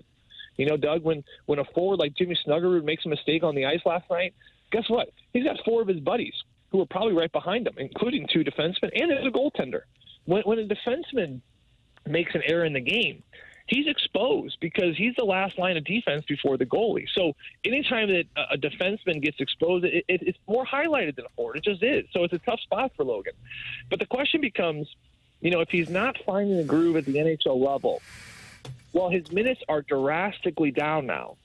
Is a young player really going to get better if you're playing him 8, 9, 10, 11, 12 minutes in the National Hockey League and you have to bench him to big stretches and he can't play in the third period? I don't know if that's good for his confidence. I don't know if it's good for his development. So the question then becomes, do we put him down in the minors? Do we let him play 24, 25 minutes? Play on the power play, kill penalties, start games, be a leader down there, get his groove back, get his confidence back, get him in reps, get him in games, and then call him back up when he's a bit more refreshed. Because there's the tough spot where Logan's in right now where he's a young kid and he's trying to find his groove, but he's doing it with limited minutes. Limited minute hockey is a really hard thing to do. You ask any forward, any fourth liner that plays 8-9 minutes, it's a very drastically different looking game for them compared to a player that can go 18 or 19. But if you send him down, then you're really lean in the blue line. I don't know if they have any depth or maybe even look around the league if there's somebody that's kind of even a journeyman defenseman. You saw it the last couple of years with Suter. It was just kind of to come around and help, and then he became a necessity and started playing huge minutes. Do you think they're maybe in the market then for an additional defenseman? I don't know. Is Ryan Suter still available, Mark? I don't think he's signed anywhere. I mean, well, wouldn't that be interesting? His number is taken by Hughes Suter, but it's the same number, so maybe they can both, like in college football, Doug, how they all wear the same number. Right. We'll have both Suters on the ice at the same time. Yeah, that could be kind of fun. You know, it's an interesting point, Marty. I talked to Tyler Tucker earlier this year. And I asked him, I said, you know, how does it feel to be an established player? You've gone through a couple of years of being up and down, but you're really set in their eyes that you're ready for the NHL last year. And he just went right to Ryan Suter. And I say this because it is so valuable having a veteran player back there to help kind of lead things along. And he talked about Ryan. He talked about how, you know, in the D zone last year, you know, Tucker was just a fresh pup in the league, and he's playing with this absolute legend who's played over 1,500 games in the National Hockey League. So it was kind of a match made in heaven. But Tucker said, you know, Ryan Suter was always talking to him on the bench. They had certain rules at breakouts when they would go back for pucks. You know, a strong side would be a rim. If they go D to D, you continued up the strong side. But there was like 4 or 5 rules they had set in stone. And Tyler Tucker, he really simplified his game that way. And I think that mentorship from Ryan really paid dividends for Tyler Tucker because those rules, he stuck by them. He even laughed at a couple times, mid-season, I was starting to get confident, and I would almost break a rule where instead of going strong side, I'd try to go up to the middle and wheel it. And he said, even when it worked, he'd come back to the bench, and Ryan would be like, don't do that. Don't you do that. Don't ever do that again. And poor Tyler Tucker's like, what? I thought it kind of worked pretty well. He goes, we have rules. It's like that scene from was it Major League when Hayes catches that outfielder in the breadbasket. He says, "Nice catch, Hayes. Don't ever do it again." It was kind of like that for Tyler Tucker, where he was making these plays, but Ryan was strict. It's like, no, man, listen, I played over 15 games in the National Hockey League, and I did it from surviving and playing a simple game. So that mentorship is huge. So why do I bring that up? Well, because the extra defenseman right now they have is a Matthew Kessler, who's also young. They got a lot of young D back there. And maybe at times you are missing a little bit of that veteran presence. And it wouldn't shock me a little bit if Doug Armstrong is in the market for what that veteran presence player could potentially look like. Maybe they need a veteran to mentor some of the top offensive guys. They're not getting much from their headliners. Kyrou, Buchnevich, Thomas, Holloway, they've all got exactly 1 goal 7 games into the season. That's got to change if they're going to have any success at all, don't you think? They're going to need to get things going. 5-on-5, chemistry's been all over the place because personnel's been all over the place. I think Jim Montgomery's, putting everything through the rinse cycle, trying to find the right guys and the right combinations.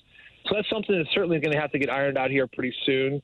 One way for this group of guys, like you mentioned, Doug, to get going offensively, because you're right. I mean, this team's going to go nowhere if their top guys are not scoring. But an area where it's a change that could happen that could really spark everything, it's just the power play. Put 5-on-5 aside. The power play can be a little stagnant at times. They've juggled the units a little bit, and I think that you look even like last night's game. It's a 2-goal game. You battle all the way back in that second. You draw 2 penalties late in the second. It was really just nothing, right? And then it's still a 2-goal game entering into the third. You draw another penalty, and it's still nothing, right? You're waiting. You're like, this power play can make a difference. So to me, with the star players and the top guys, I think if they can sort through this power play a little bit, and I have full trust in Steve Ott, he did a hell of a job last year. Remember, this was a power play. At the end of last season, from December on to the end of the regular season, they were ranked third, a power play, ranked third in the National Hockey League. Remember, that power play won them games, and it got those guys points. So I think that for a high offensive player, they need confidence, they need point energy, and it's not always going to happen 5-on-5. Once they kind of make a couple adjustments on the power play, which I predict to see here over the next couple of games on this road, maybe you start chipping in on the power play. You get these guys going here a little bit because they're engines, they're alphas, they're the guys that everyone on the bench is looking to. The Thomases, the Kyrous, the Buchneviches, even Dylan Holloway. I know he's not happy with the start to his season point-wise. He's been kind of shuffled around up and down the lineup. They need him to get going. They need everyone to stop thinking, just reacting, and start playing some hockey. Because once they do that, I'm telling you, this is a good hockey team. I've seen a lot of hockey teams. I see the teams they're playing. This team is built very well. They are underperforming. They know that. But they do have the coaching staff and the leadership group to really turn this thing around. I believe it. But then on Monday, they've got to face Sid the Kid, the ageless Sid. Boy. Did you know? Oh, okay. Oh, did you play in Pittsburgh? He has 6 goals already. Sid the Kid is energized, so beware, Sid lurks. He's the man. He will not stop. This guy's going to play till he's 50. He just doesn't know how to quit. It's quite admirable. He's a mentor. He's the best player currently in the National Hockey League right now. You see his numbers. I think he just passed up Mario Lemieux in points the other day. Someone said, he's creeping up to the top. He's not going to touch the great one of Wayne Gretzky. He won't have enough time for that. I don't think anyone will ever touch that one. But he's just a world-class athlete, world-class human, continues to get it done. And just when you thought Pittsburgh, with all their older guys, were about to kind of fall off the map, they got a nice little resurgence. The Blues got their hands full this weekend. This was a back-to-back at the beginning of the season. You kind of circled thinking, okay, we can scrape together 3 out of 4 points here with Pittsburgh and Detroit. Both teams right now respectively second in their division, so both teams playing very good. It's going to be a good test. Logan Cooley had the hat trick last night for Utah. He's only 21. Is this guy going to be a future star?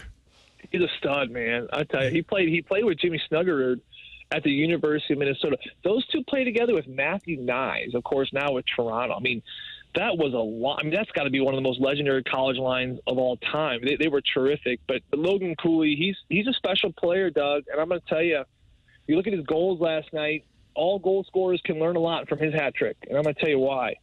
Because he scored a one-timer in the high slot, Brett Hull style, right? He scored a absolutely gorgeous Connor McDavid goal shortly after, right between his legs. You know, he pulled it from his forehand between his legs through traffic. I mean, incredible set of hands to score the second one. So hard shot, great hands. And then the other goal was a power play goal at the doorstep, like right at the doorstep, not afraid to get to the inside. Here's the thing. If you want to be a goal scorer in this league, it's a hard league. You can't just score the one-timers from the slot like he did in his first goal. You know, you have to be well-versed. You have to be multi-dimensional. That's why Kirill Kaprizov is the wealthiest hockey player in the National Hockey League. Yeah, it was a lot of money that Billy Guerin had to fork over for him. But the guy, he just scores goals from everywhere. He's a competitor. I mean, this is what makes these players those special diamonds, where Kirill Kaprizov, like Logan Cooley, he'll score the one-timers. He's got an elite shot. He's got a deceptive release. It pops off his blade, all those things. But you'll see Kirill Kaprizov score goals off his butt, knee pad, he'll headbutt. He doesn't care how he scores. He gets in and everywhere around the net, and that's what really separates what you see in the league, those 25 to 30 goal scorers, to like the 40 and 50 goal scorers. Leon Draisaitl, another perfect example. He scores them on the one-timer on the power play. He gets to the front of the net. He had some really goofy bounces last year in the Stanley Cup final, as we all remember, all those overtime goals. He scores goals all over the place. Logan Cooley is a player with Utah, is another supplemental piece for them that is going to make this Utah team even more dangerous. Curbs and I were talking about on the broadcast last night, those Arizona Coyotes, boy, they sucked for a long time. And I can say that because I was on that sucky Coyote team. We sucked for a long, long time. But when you suck that long, what happens? You get top 10 picks. They got a Clayton Keller. You get a Logan Cooley. Look at that Dylan Gunther. I mean, these guys can play hockey, and they're highly skilled players, and they're kind of coming into their own. They're entering their prime. Utah, for the last 4 years, they have gotten better and better each and every year in the point. They barely missed the playoffs last year. This is a contender now. They're built very well. Joey Vitale with us, brought to you by Schaefer Door Company every Friday here on TMA. You going to trunk or treat tonight? Buddy, I'm going to be heading to Detroit. Yeah. City. I thought you might fly private tomorrow morning so you could be a trunk or treat. I thought about it. I'll tell my kiddos to look for it, but one of them's a K-pop demon hunter. You ever watch that K-pop demon hunter show? Do you like K-pop? I know, right? I don't know what that is, no. Oh, they got this Soda Pop song, man. It is the jam. Is it really? Oh, man, listen to this song. It's called Soda Pop. I just want to... Jackson, you want to bring us back with Soda Pop? I just want to shake my groove thing. It's this kid's cartoon, but, man, they got a good soundtrack. I just play it when I'm on the road and heading out of the rink by myself. Anyway, one's going to be a K-pop demon hunter. What are your kids going to be, Tim? My younger one is a garbage truck. He had the costume on last night, and then I think the older one is debating on a variety of different slasher movie leads. That's kind of his. Oh, nice. It's kind of his theme. It has been for about 5 years. To show up with like a fake knife. I think that's. Nobody has a problem with that. Joey, why don't you call Army and tell him you're going to need to fly in tomorrow if he can arrange a plane? Hold the plane. Oh. I would love that. Hey, I got one quick Halloween story for you guys, and I'll let you go. We were in Pittsburgh. So Halloween is Sid the Kid. Heard of him? Sidney Crosby, my friend. It's his favorite holiday, and he loves it so much because he can just be a normal person. I don't know if I've ever told you guys this story.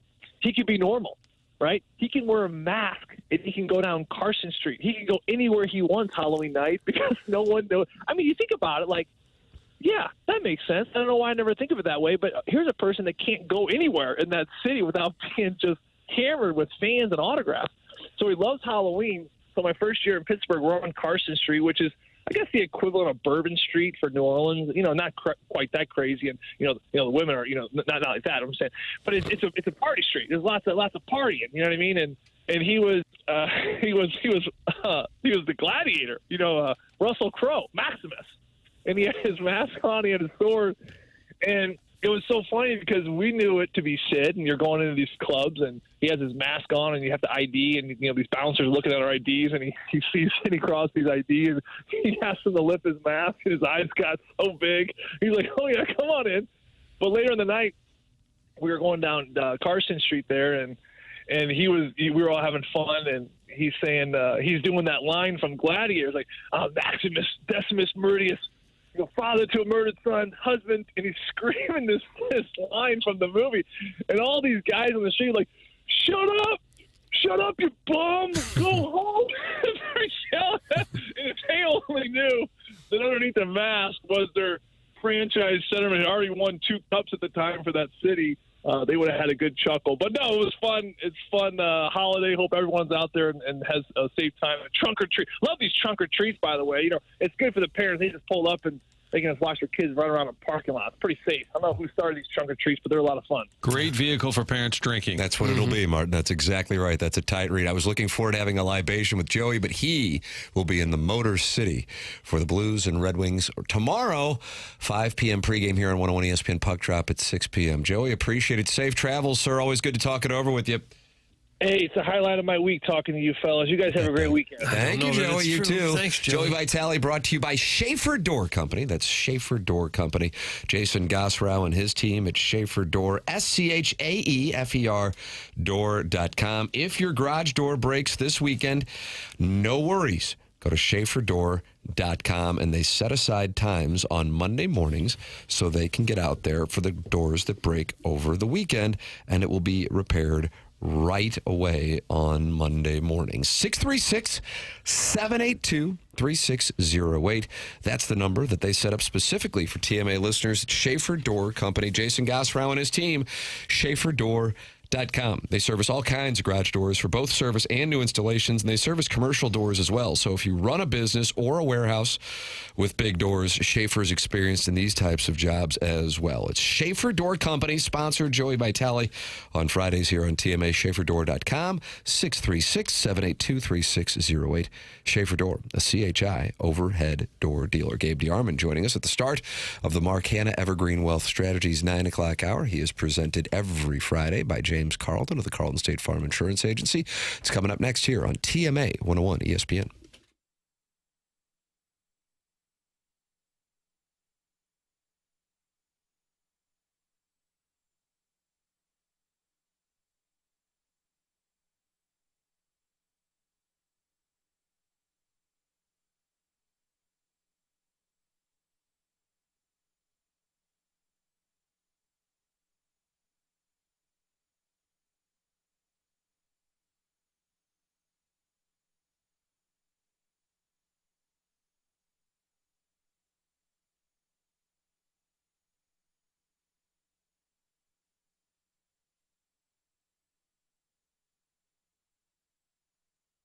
Watched the Blues game last night, saw that commercial. Our buddy Jim Olive, Auto Loan Pro, with Robert Thomas, friend of the show. AutoLoanPro.com is the website where you can pick out a vehicle.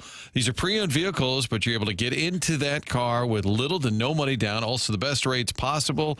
They're able to do this because they work with over 50 different lenders. Doesn't matter what your situation, what your circumstance. Check out that website, AutoLoanPro.com. They'll be able to get you into that car. They know getting the car is difficult with financing, especially if you've had a hiccup. Doesn't matter. They can get you back on track. Also, that free playbook to help understand how it all works, the whole credit system. Learn a little bit and pick out your vehicle. It's part of the Lita family, so you'll get educated and get that vehicle. Financing a car, the only thing to know is to choose the Auto Loan Pro. They'll help you with the vehicle, help you understand the credit industry, all at one website. Everything you need to know right there. Get the car, little to no money down, best rate possible. It's AutoLoanPro.com.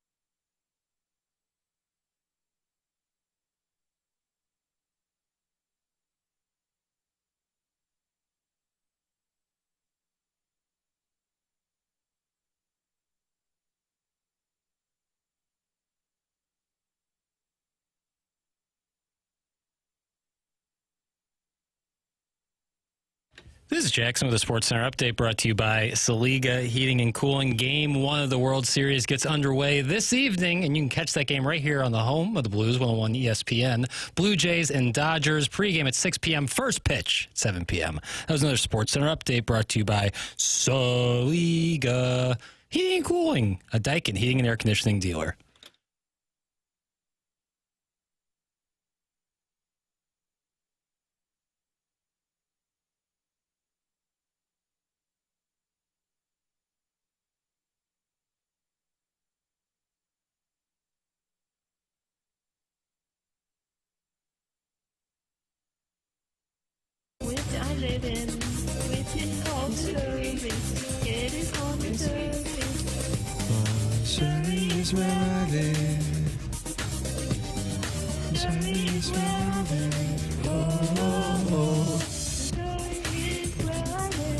Doug, this time tomorrow, we will all be locked in on College Game Day in Nashville, Tennessee, where Jackson's inside sources are telling him that Kenny Chesney and who else? Dirks Bentley. Dirks Bentley, Vanderbilt guy, will be performing.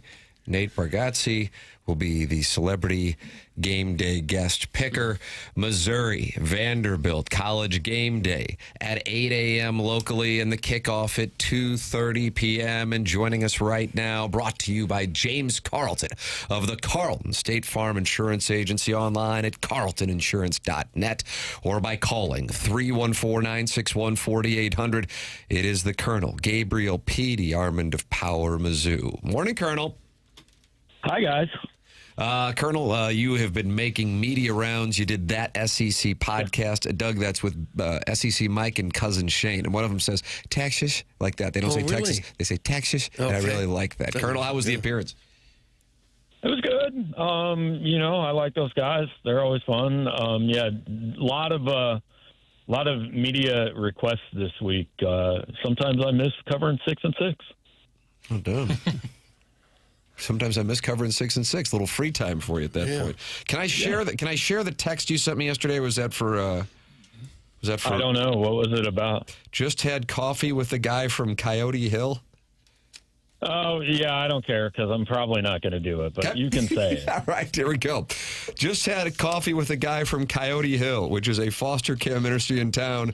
He wants us to do a fundraiser where if we get a certain amount donated during a post-game show, we take our shirts off. Oh, wow. Gosh, this is for foster care?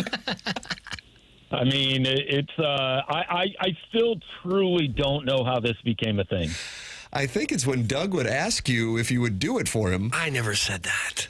And Tim, I don't remember which day it was in J school. I feel like it was in Greeley Kyle's class. Greeley Kyle. They told us about taking donations online to strip as part of our job. That's correct. Knowing that the industry didn't pay particularly well, they said you're going to have to find a second job. A lot of nudity involved. And that's exactly right. That was Greeley Kyle teaching us that.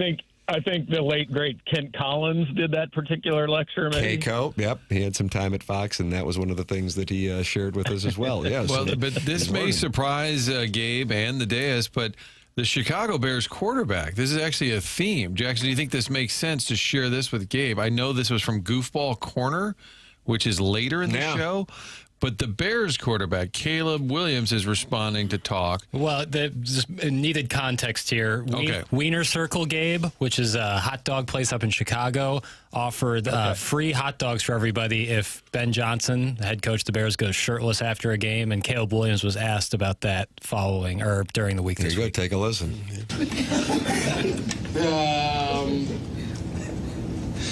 I don't know if I'm going to encourage him to take his shirt off, but if he does it, he loves Chicago, and I think he's been enjoying Chicago, so he may or may not do it. So we'll see. But I'm not going to encourage the guy to take off his shirt and for some hot dogs. But yeah. Nice little media chuckle. Yeah, right there. But see now, NFL quarterbacks are being asked, "Will your coach take his shirt off?" So, Doug, you started this. I didn't. At least Bears fans are getting free hot dogs out of this. What are my people getting out of this? Satisfaction. Like, literally nothing. An image to last a lifetime. Amen. It's disturbing. Well, This is what happens when you have ranked matchups, man. This is the attention you're going to get.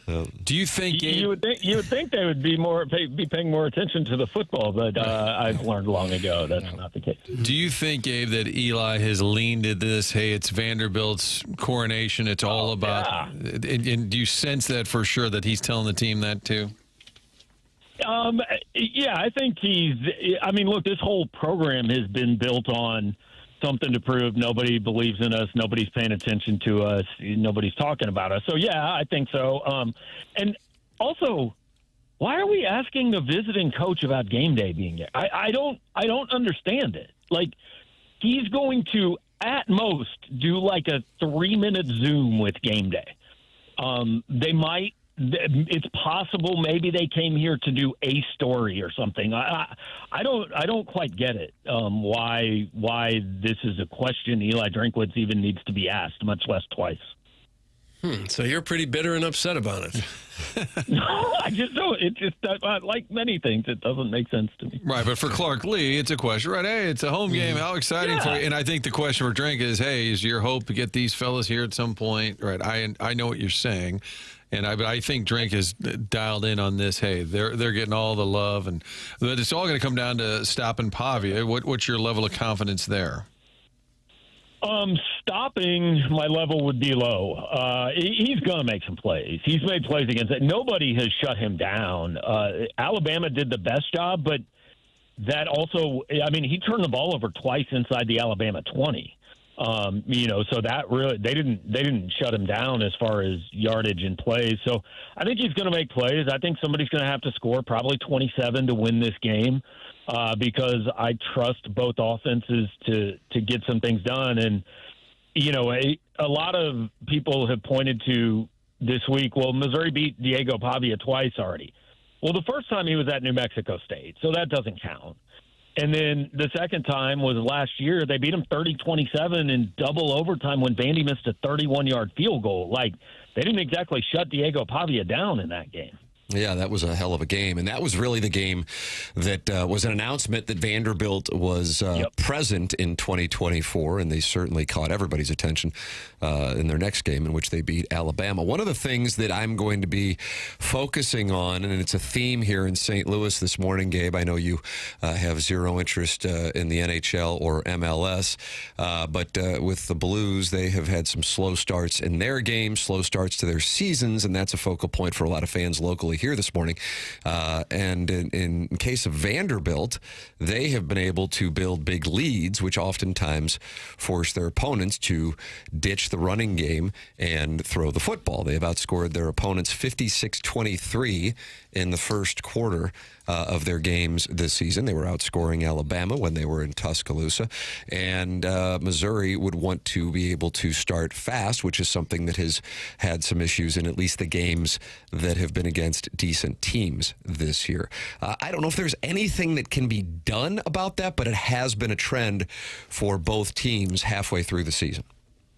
Yeah, I think Vandy, they're a really good play from ahead team, who's not, right? But they want to control the clock and limit possessions. LSU, I think, only had the ball 8 times last week. In most games, you're probably getting 10, 11 possessions.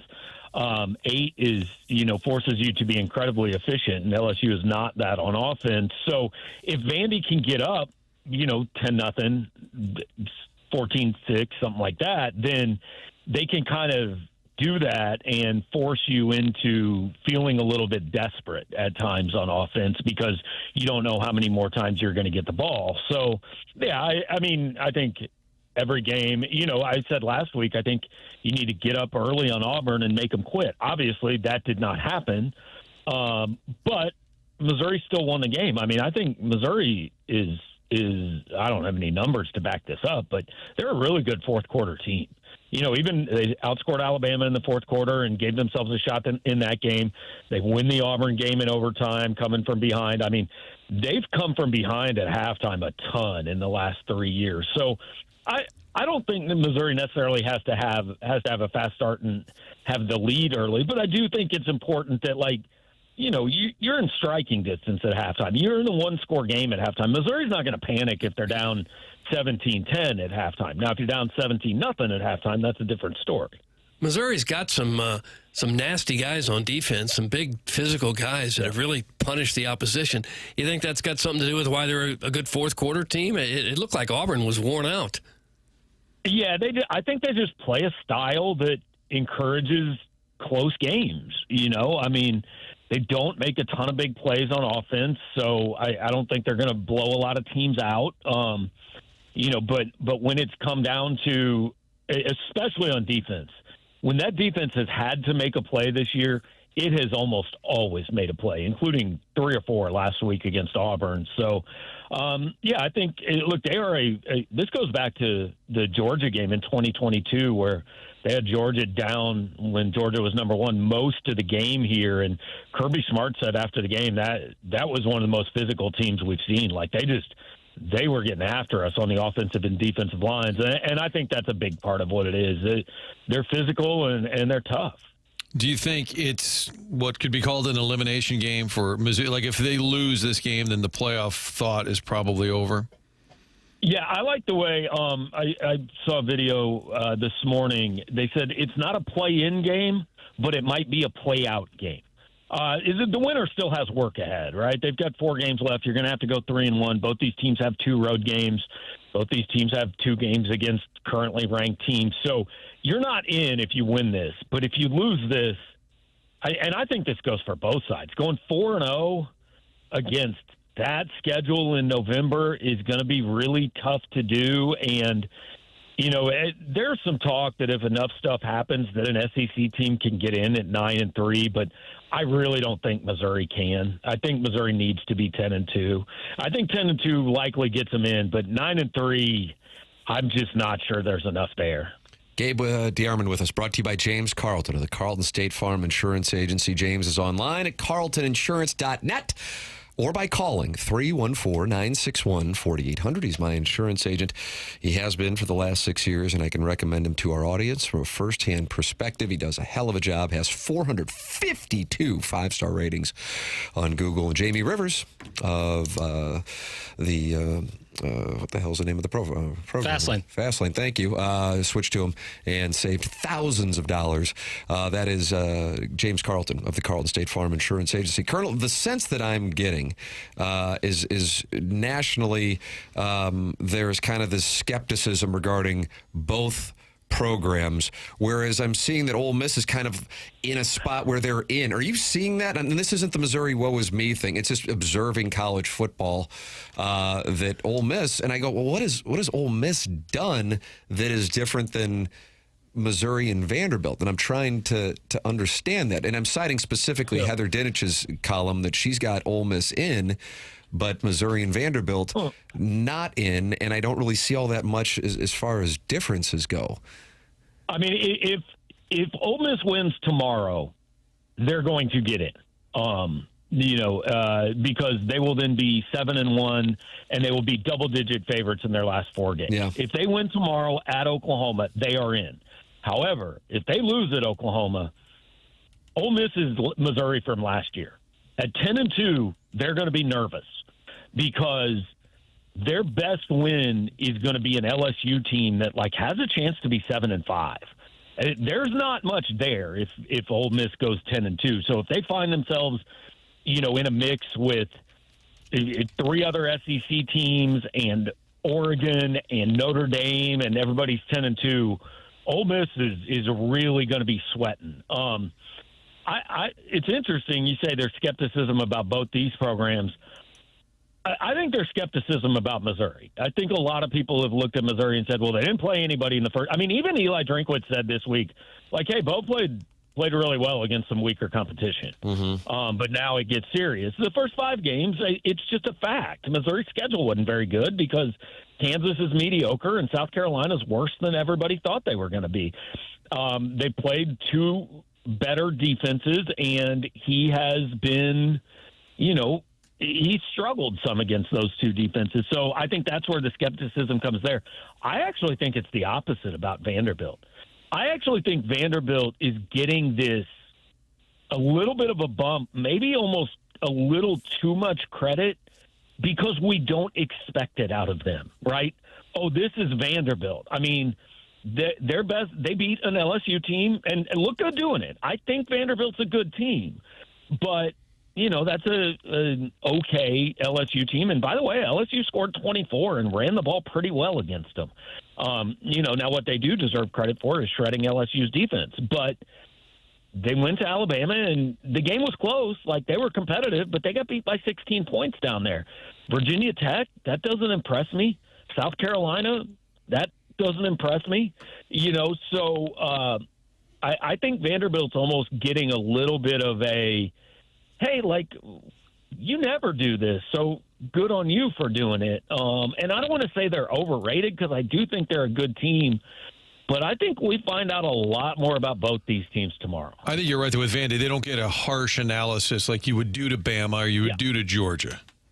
Or even like has been done to Missouri, to be honest. Now, to be fair, they won that LSU game more comfortably than, like, obviously Missouri beat Auburn or whatever, but Missouri played Alabama every bit as tough and maybe tougher than Vanderbilt did. I understand that game was in Tuscaloosa versus Columbia, but I do think there's a little bit of grading on a curve, right? Like, you just the kid that always brings home C minuses, when he brings home a B plus, he gets more praise than the kid who always brings home B pluses. Gabe DeArmond of Power Mizzou, brought to you by James Carlton of the Carlton State Farm Insurance Agency, with us every Monday and Friday. Missouri, Vanderbilt tomorrow, kicking off at 2:30, and the Colonel will be on that postgame show at 6 o'clock-ish, give or take, following the festivities, and that is becoming a wonderful Saturday tradition for college football fans. A topless treat. A topless treat is what it's implied. Colonel, always appreciate the time, man. Looking forward to the postgame show tomorrow. All right, guys, have a good one. Thank you. All right, that's Gabe DeArmond with us here on TMA. He is right regarding LSU's run game last week. Caden Durham ran 7 times for 59 yards. That's 8.4 per carry. And Harlem Berry 11 times for 55 yards at 5 yards per carry. So be seeing if Missouri can get it going on the ground, really for the first time since they took on the UMass Minutemen, Doug. Yeah, let Hardy tote the pig. Trench war. So I'm anxious to see how that plays out. For the record, Pavia, 17 carries, 86 yards in last week's game. Keep an eye on the Missouri defense against their tight ends. That is where Vanderbilt likes to make some moves. Vandy's a 2.5-point favorite, so it could come down to a field goal. What's your level of confidence in Bobby Boots? Bobby Boots, kicking one at the end. You're watching the game at your place tomorrow, right? Yeah, that's the plan. And if he is out there, Missouri's down. I've got them down 29-27 with 4 seconds left. Missouri is at the Vanderbilt 18-yard line, setting up a 35-yarder, the same distance some student will have to kick tomorrow in Nashville, Tennessee for Pat McAfee. What are you doing? Sure. I'll take my remote control. I'll hit mute. I will then turn rear. My bathroom sits pretty much right behind my couch, which sits in front of my TV. So I'll go into the bathroom and I will pace back and forth until I think it's clear, and I'll peek out over the corner and see. And if I see it's a picture of Pavia running around, they won, or if it's Bobby Boots being held up, that's how I'll know. And what will you do if it's Pavia running around? I'll have the remote control in my hand. I will immediately turn it off as soon as I see it. And then I'll probably just sit in the bathtub in the darkness for about an hour. Sit in the bathtub? You won't. Yeah, with nothing on. Maybe I'll turn the shower on cold. What about Gabe's postgame show? I won't have the strength to watch it. What the strength? Would you truly turn away, or are you just saying that? 100%. You would? Yep. It was confirmed when I watched him miss the overtime field goal, because I shouldn't have watched. So it's a jinx thing. It's not just an internal. Listen, he missed the PAT against South Carolina, that first touchdown. And you were looking. And from that point on, I turned around every time he would kick it, and he made the rest of the field goals. It's only weird if it doesn't work. So it's not that you can't stomach it. It's a superstition. Yep. What about getting in the bathtub and just laying there naked after a bad loss? Is that a tradition? I didn't say anything about naked. I thought you said, did he not say? No, I did not. Fully clothed. You said something about nothing on? No, sit in the bathtub and then probably turn the cold water on, let it run over me. I'm going to have to rewind the tape. You said something about... We can pull the audio. We'll see. Vandy getting too much credit for beating an LSU brand team that is a subpar team. When Mizzou beats Vanderbilt, then the narrative will be Vanderbilt was exposed as a fraud and Mizzou still won't get national credit. That's from the Hoosier Trojan Horse. I have to tell you, I know it sounds like a whiny Mizzou thing, but I do believe that's what could happen should Missouri win the game. Yeah. But the good news from a Missouri standpoint is you will then have Texas A&M, Mississippi State, Oklahoma, and Arkansas. Missouri controls its own destiny. I'm just not, if you're telling me they finished 10-2, I would put it at less than 50% that they get into the college football playoff. That doesn't mean that they won't. I'm just putting it at less than 50%. There are so many other things that factor into it. But I do believe that's what happened. It would be Eli Drinkwitz's first win against a top 10 team in the regular season.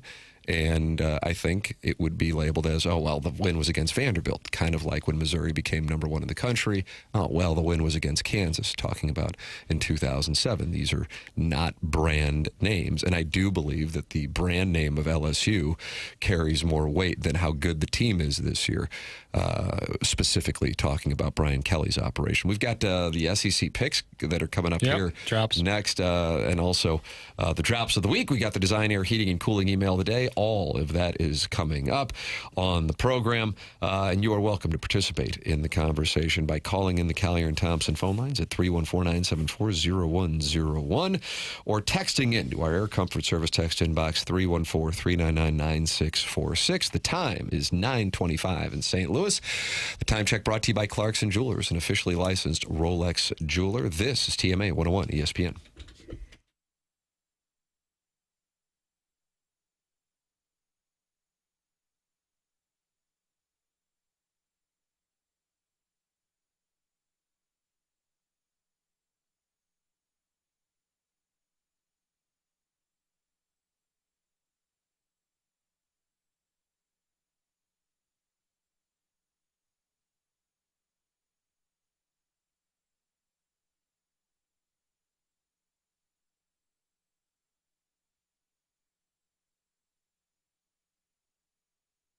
I've always wanted to go to Scotland, and now it's happening next summer. June 15th, that's the day of departure, a 10-day trip, and the package that we put together is awesome. It includes 15 different meals, and because Colette's handling all the details, you come along with me, and we'll have a blast. We'll tell you what's Papers really like. We'll talk about it over some whiskey.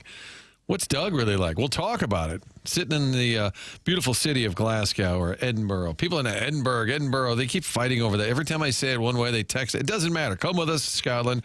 See it for yourself. The beautiful countryside of the Highlands, the Orkney Islands, just the historic countryside, just a great setting. You got the big cities as well as the small towns. All of it, one package put together by Colette.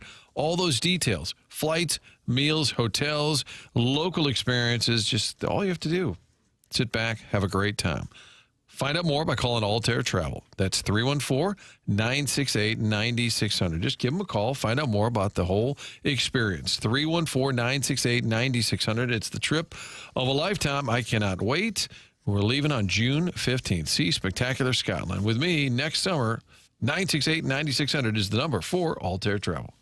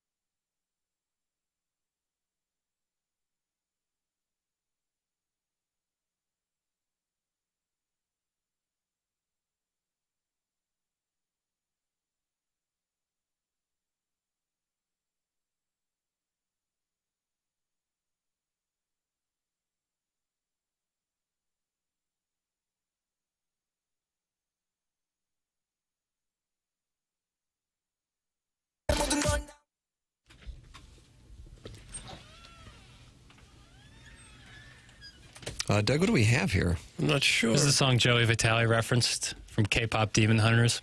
I don't know anything about it. He asked to play it, so I played it.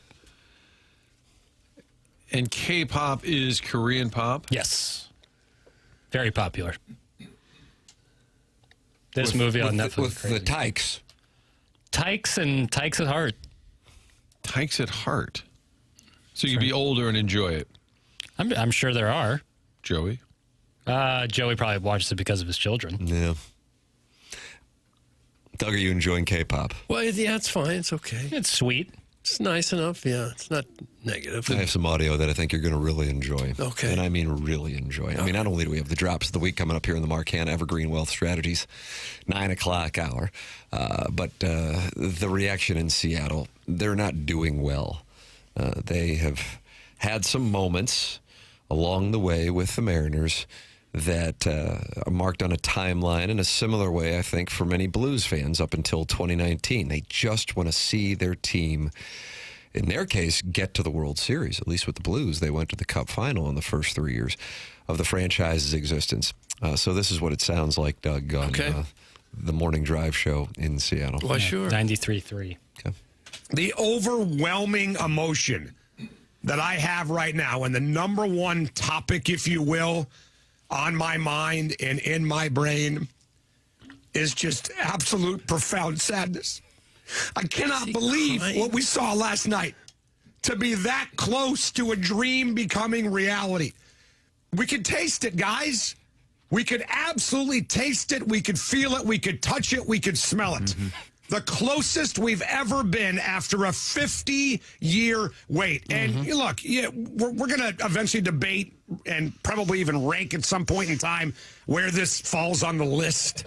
But you're 8 outs away from a dream being realized. A dream that no matter who you are, no matter what college team you root for in this town, no matter what political party you subscribe to, everybody has shared a dream together for 49 years in this town, and it slipped through our fingers at the worst possible time.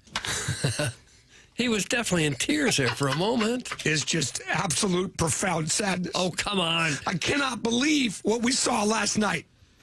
You're a grown man. You don't cry over someone else's sporting event. You don't cry. Well, I don't know. You called me after the loss to Drake in the NCAA tournament. You were weeping on the phone. You just needed to talk to somebody. No. I cried briefly when I was about an 8-year-old and we lost a championship Little League game because the umpire screwed us. That ought to be about the end of your crying. What when the Hawks left? I don't think I cried.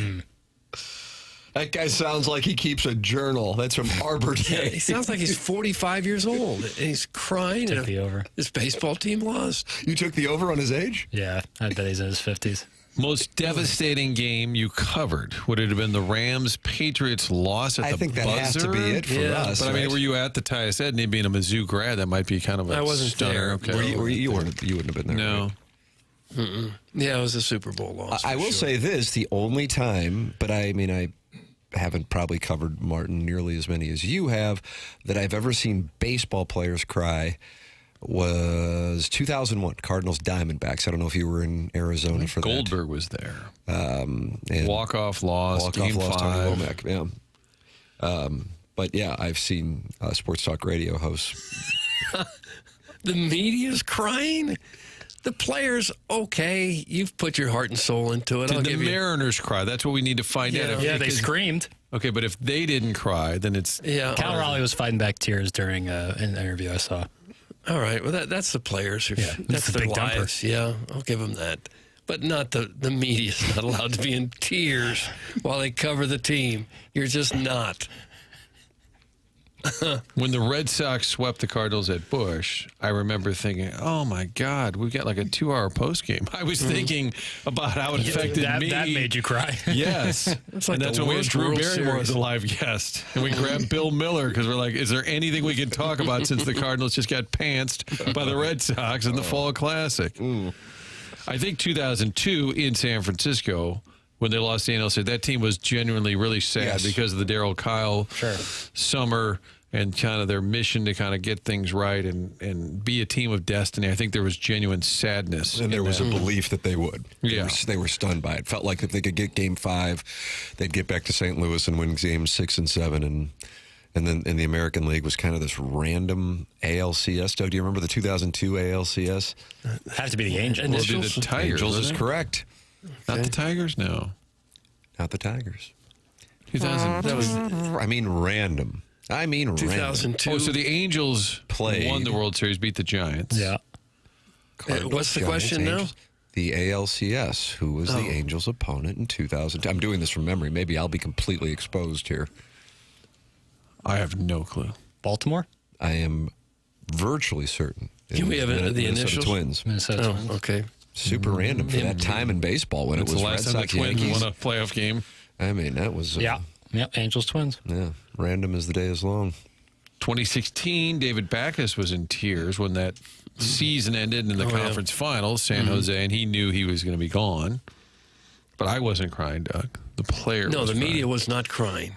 It's okay if a player breaks down or something. That's understandable. Not the media. You can't be in tears covering the team. You can't. Especially a day later. It's tough. It's tough. I'm trying to I think if I ever came close to tears, Doug. While covering a team? No, I'm just trying to think of... If you've ever cried? Can you imagine if I would have been down there in the clubhouse weeping while asking questions? And if the players weren't? Why my account is deleted. I never posted anything on there that showed nipples, nudity. I wonder if the players would even agree to do interviews with media people that were crying. That's on the credentials. No autographs, no crying. Albert, what are you crying, man? What are you so sad about? And you're like, just bet a little that you guys would win tonight since it was the last game ever at Push 3. You can send your emails in regarding that sound the morning after at InsideSTL.com for our Design Air heating and cooling email of the day, which is coming your way at approximately 10:50 here on this presentation. Drops of the week coming up next, and our SEC picks of the week. It's TMA 101 ESPN.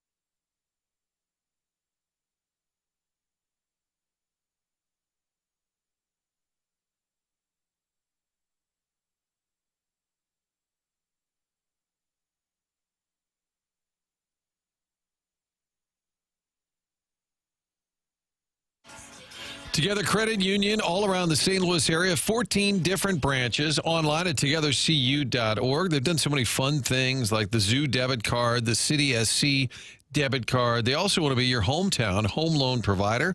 Together Credit Union has a home loan solution for every buyer that's out there. That includes our community contributor mortgages, special rates for teachers, firefighters, first responders. Find out more online at togethercu.org. Everything done with your mortgage is handled here in St. Louis. It's all in-house. We're talking about the underwriting, the servicing, everything done locally. Remember, Together Credit Union is your hometown home loan provider. Get those rates at togethercu.org. Here's to making St. Louis your home. Together Credit Union is federally insured by NCUA.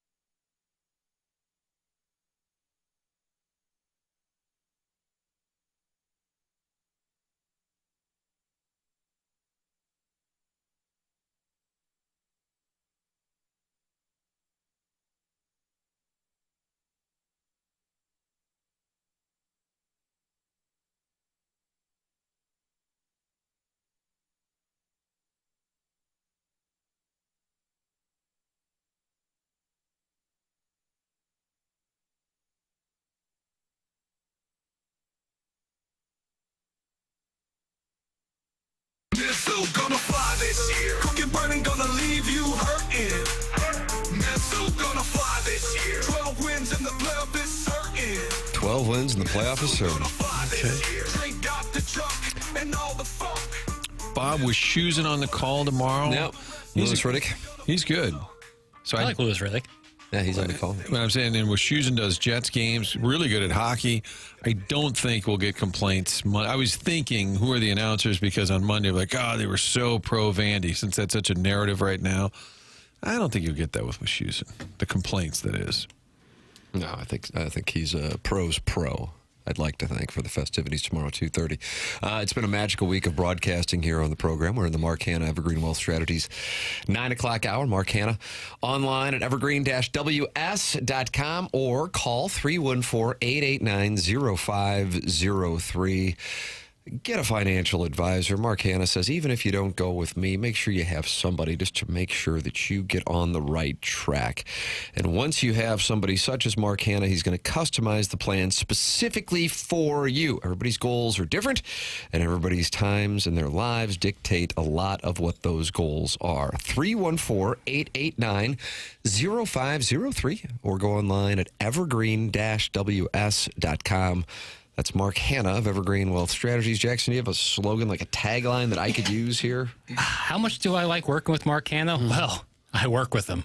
That wasn't good. Let me run that back. How much do I like Mark Hanna? Well, I work with him. Yeah, right there. Kind of like you're exasperated and laughing. Right. It's so like obvious to me, but you guys don't know it, so I have to convey that with my folksy? Yeah, pattern. Reminds me of the old Victor Kiam commercial. I like Gillette razors so much, I bought the company. See? That's right. Did Mike Kelly move to Old Hawthorne because of the commercial, or did he already live there and then they said we need to sponsor you? Maybe they gave him a free house. Well, I don't know. I just chicken before the egg. Yeah, I want to know how that came about because he lives there. Jackson, it has been a wonderful week of broadcasting. Do you happen to have our drops of the week? Yeah. Morning after. Drops of the week. Yeah, you gotta drop it like a hot dog. It's a wonderful drop. Indeed it is. Flip that off. Flip that off. Flip that off. Flip that off. Flip that off. Still able to dial on this rotary phone to get in to talk to you fellas about this program, which I listen to every day. Nipples, Peggy. Touch me, Vaughn. We're bull bound.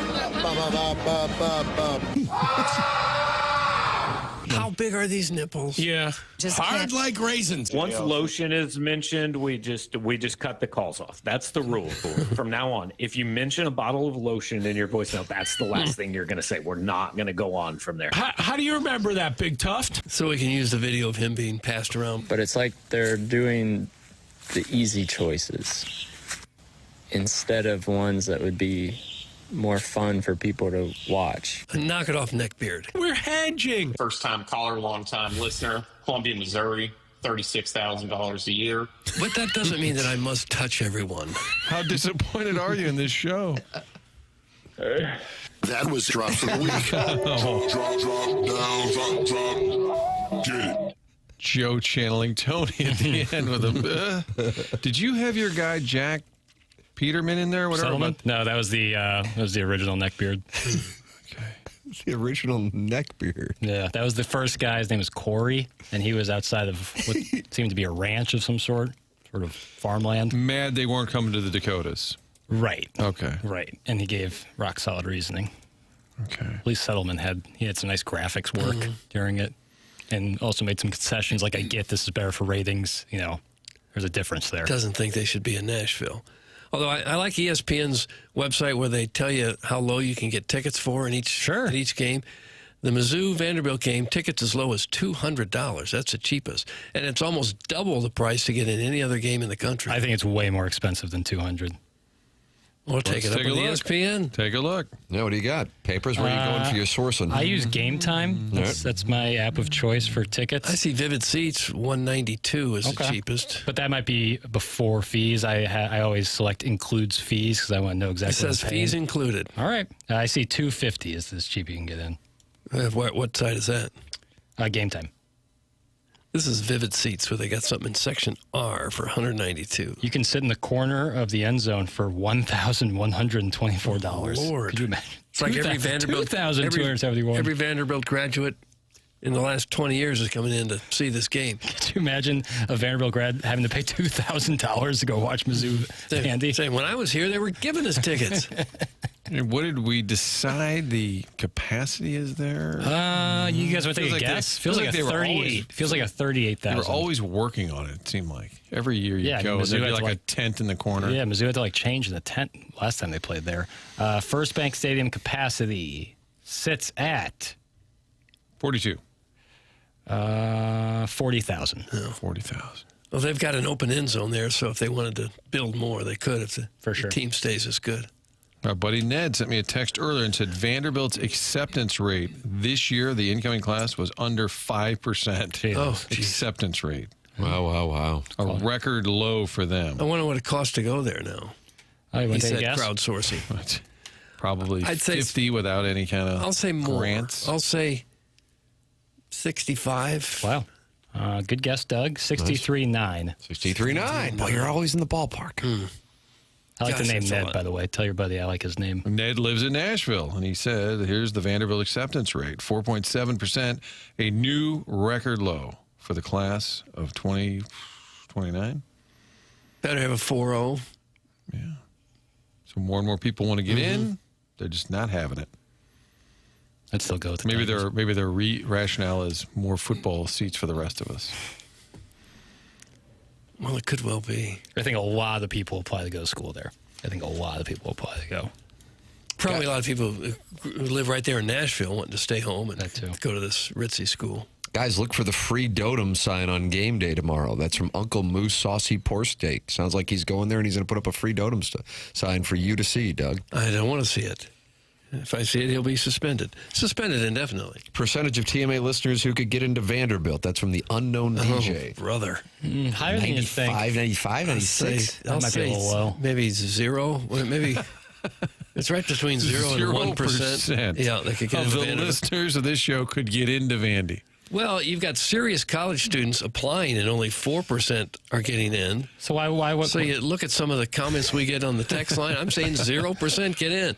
Not their current person. How about when they were in high school? Yeah. If we could prorate this Probably back. Their lackluster secondary education led them to this life. If they went to Vanderbilt, yeah, if they went to Vanderbilt, they wouldn't be listening to this show. Right. Well, that's probably fair. If you put that qualifier on there, I'll say 0% could have gotten in.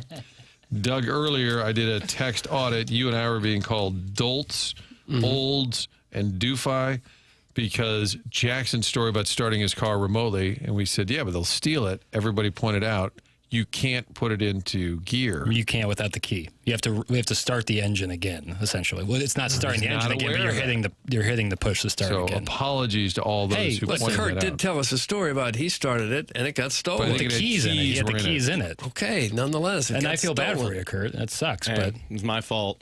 Guys, no, it wasn't your fault. It was the fault of the guy who stole it. You ought to be able to put your key in a car and not have somebody come and steal it. Don't say that. It's the fault of the loser who stole your car. Yeah. Well, thank you. But also, Kurt, don't leave your keys in there, dumbass. Kidding, of course. I bet there isn't a single pair of Hey Dudes on that Vanderbilt campus. It's Allen Dadeville. Oh, I disagree. I think a lot of guys on Saturday throw the Hey Dudes on. They've been going into that office, polo, khakis, some Cole Haan wingtips, and they can't wait for Saturday to throw those Hey Dudes on. Yeah. I think that's a really bad thing? Not at all. It's a comfortable shoe. All right. Some people just have a thing against it. I don't know why. It's the modern Croc. Same with Crocs. Yeah, Crocs are the same thing. The modern Very Croc. comfortable. Sure. You think a lot of Mizzou fans bought tickets ahead of this season, knowing it's Nashville? Yes. So you could have tickets are tough right now, but some may have said ahead of time, hey, I just want to go to Nashville. Absolutely. My boy, Private Citizen Pete, did that. That right? Yeah. Is he going with oatmeal or Herb? With his wife. So, not much hilarity there, but no. But he said he could sell the ticket for like 2 or 3 times what he bought it for, which is crazy. It's probably the hottest ticket of all time in Vanderbilt football history. Certainly the modern era. That's why I bought all those tickets to the UMass game. I kind of squatted them just in case the Minutemen came in red hot, that I could put them on the secondary ambush market. in Amherst. Yes. Well, I'll tell you what's red hot, and that's the people at Collier and Thompson. Yeah, this guy. Great call, Doug. A lot of people are thinking they don't live in the perfect house. I know that feeling. You want to maybe expand the kitchen or update the bathrooms. You're thinking about moving, but then it's really not really financially feasible, or you just don't want to move. Well, that's where Collier and Thompson comes in. You should give a call to the fine people at C&T. Carolyn Beard and Bob Strade are the owners there. Been the owners for a long time. Their employees have a combined experience of more than 165 years now. They've got people who have been doing this for a long time, and they do it great. They maintain their employees for years because they do fantastic work, and they've got this new paint department. If you want your house just painted, you don't want to redo everything, you just want it painted, let the Collier and Thompson pros come in and paint your house. The best thing is, this is a company that you can trust. It's hard to know who you can trust to be in your home, who's going to be there to back up their work. Collier and Thompson stands behind every job that they do, and during the process, they are always available for you. The Collier and Thompson team cares about the work they produce. For them, it's more than just a job. They take great pride in the work that they produce. Collier and Thompson's core values are summed up by simply doing the right thing. It may cost them a little extra time, a few extra dollars, but that's what sets them apart from the competition. If you go to their showroom there in Baldwin next to Uncle Bill's Pancake House, you can get some great ideas of what they can do for your kitchen, your bathroom, your basement, whatever. They can do it all in your home, and you'll be very, very happy with the work that they do. Collier and Thompson, come home to quality online at collierandthompson.com. After all of the references to Hey Dudes, I've finally taken the step to take a look at Hey Dudes. I don't know if I've ever seen them. But I guess I don't really look at footwear that much. So maybe I have seen them and just not noticed it. But where are they supposed to be prevalent? Like, what is the demographic of the Hey Dudes wear? And why is it such a hot button issue with our audience? Mid-30s to mid-50s whites. In shape, out of shape. Doesn't matter. Zip code. Oh, boy, it's too many to name. Part of town, maybe. St. Louis-wise? Yeah.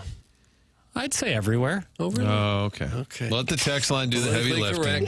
What do you want me to do? Martin's disappointed. You guys just want me to get lambasted. How about you take one for the team? You start going off on them. Well, I think I know what the text line. It's a St. Charles shoe all day long. Okay. That's what they'll say. See, then, but now look at you're attributing it to people who haven't even said that Clearly, yet. it's a cowardly move done by design. I wouldn't say that, but let me read it 10 times in a row on the text line. Boy, these people are vicious on here. There's another one. And then here's another one. Zip code shaming is really part of the DNA of this show. It sure is. This says South County Costco is the mecca of Hey Dudes. Is that right? A terrible thing to say, but read it again. I would distance myself 95% of males in Trenton, Illinois. Trenton, Illinois is the place. I hate to say it. I'm not positive I know where that is. I think it's near Alton. One of the Plowhawk's ex-girlfriends was like from there. He was always going to Trenton and like bowling. I remember that was early Plowhawk. That was when he was living in some person's basement with a hot plate. Oh, gosh. With a college degree in his back pocket. I love that Plow Boy. Not from Vanderbilt. I love that Plow Boy so much. Guys, Hey Dudes are a trash shoe for people with no style whatsoever. Fats that wear shorts all year long. That's from Bano. That is, people who wear shorts are all year long. Hey Dudes. There's always a kid in high school and then probably has gone through your adult life who like will always wear shorts no matter how cold it is. And they're like, oh, I don't get cold. I was like, you're human. Of course you get cold. Yeah. It's crazy. It's I feel like Jay Jr. was a shorts almost year-round guy. I think you're right about that. I saw him wear pants. I saw Junior wear pants. But he wore a lot of he would wear it late into the year, even on a cold day. That was Jeff Fisher's thing. He would see how late in the year they'd be out back at Earth City practicing. We'll see if we can make it to December. Trenton, Illinois appears to be over east, above New Baden. Does that help? Sure. Doug, you know where Mascoutah is? I do. Go north, Scott you Air got Force New Baden, and keep going north, and you've got Trenton, Illinois. Okay. To the east of Lebanon. There's a Trenton in Missouri also. Trenton, New Jersey, the capital of. Okay. That's not really what we're talking about. Well, it's a fact. It's the fact. It doesn't make it untrue, Martin. Thank you, Tim. All right, SEC games will be picked on this program. We make picks. You make money. We make picks. You make money. That's next here on TMA. Presented to you by Brian and Kripp on 101 ESPN.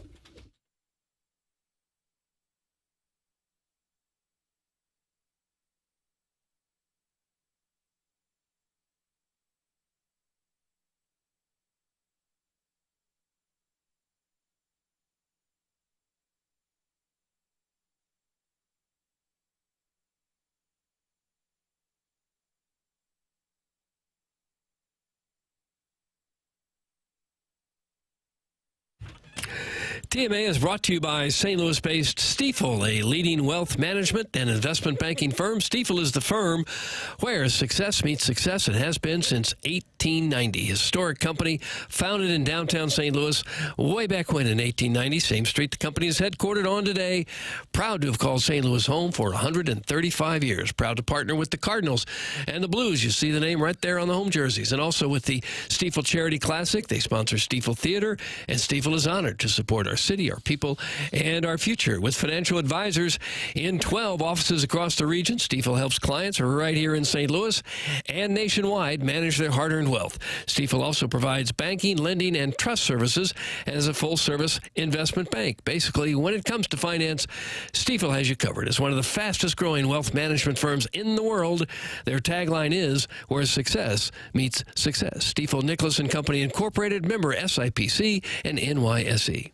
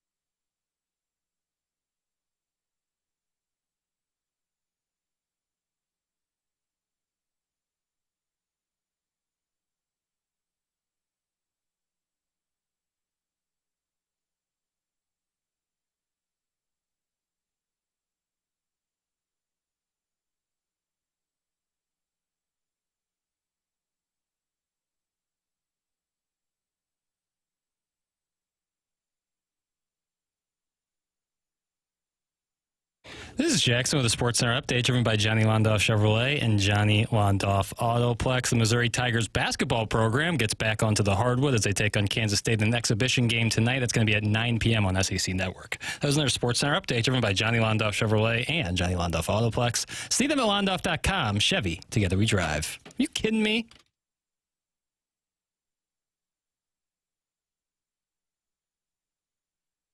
Call Grid, what you got for us, SEC? No cred, no props, what'll it be? Try to hold down those Tiger paws, we'll smack you so hard you'll be... It is the morning after, presented to you by Brown and Crouppen on 101 ESPN. Joey Vitale with us earlier in the program on the Blues debacle last night. He still has great faith in Joel Hofer. Doug, do you? Long term, yes, but I would be skeptical about putting him in anytime soon, I guess. You can't be giving these games away if he's lost his confidence of really not seeing the puck or whatever the problem is right now. You can't keep putting him out there, take these beatings. Imagine he's going to be in one of the next three Well, he games has to, really, right? With the back-to-back. Exactly. And the question there is, so you play in Detroit Saturday night, that's Bennington. You go to Pittsburgh Monday, and you would say, well, I'll probably come back to Bennington. But then that means Hofer's starting the next night against Detroit at home. But is the goalie really that worn out? Everyone else can play back-to-back. The guy's skating, checking, going 100 miles an hour. It's okay for them to go back-to-back, but not the goalie who's mostly just standing there? Did you like when the starting pitcher in the playoffs would fly home ahead of time? No. Just so they could rest up? Well, but I just don't understand why the goalie would be worn out. Like the whole team.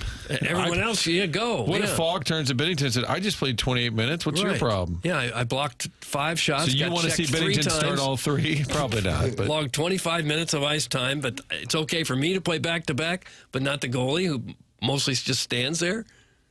I like the idea of riding the hot hand. If a goalie plays well, I hated it when they would switch out the next time. Even if they gave up 1 goal. Shutouts, they would usually defer.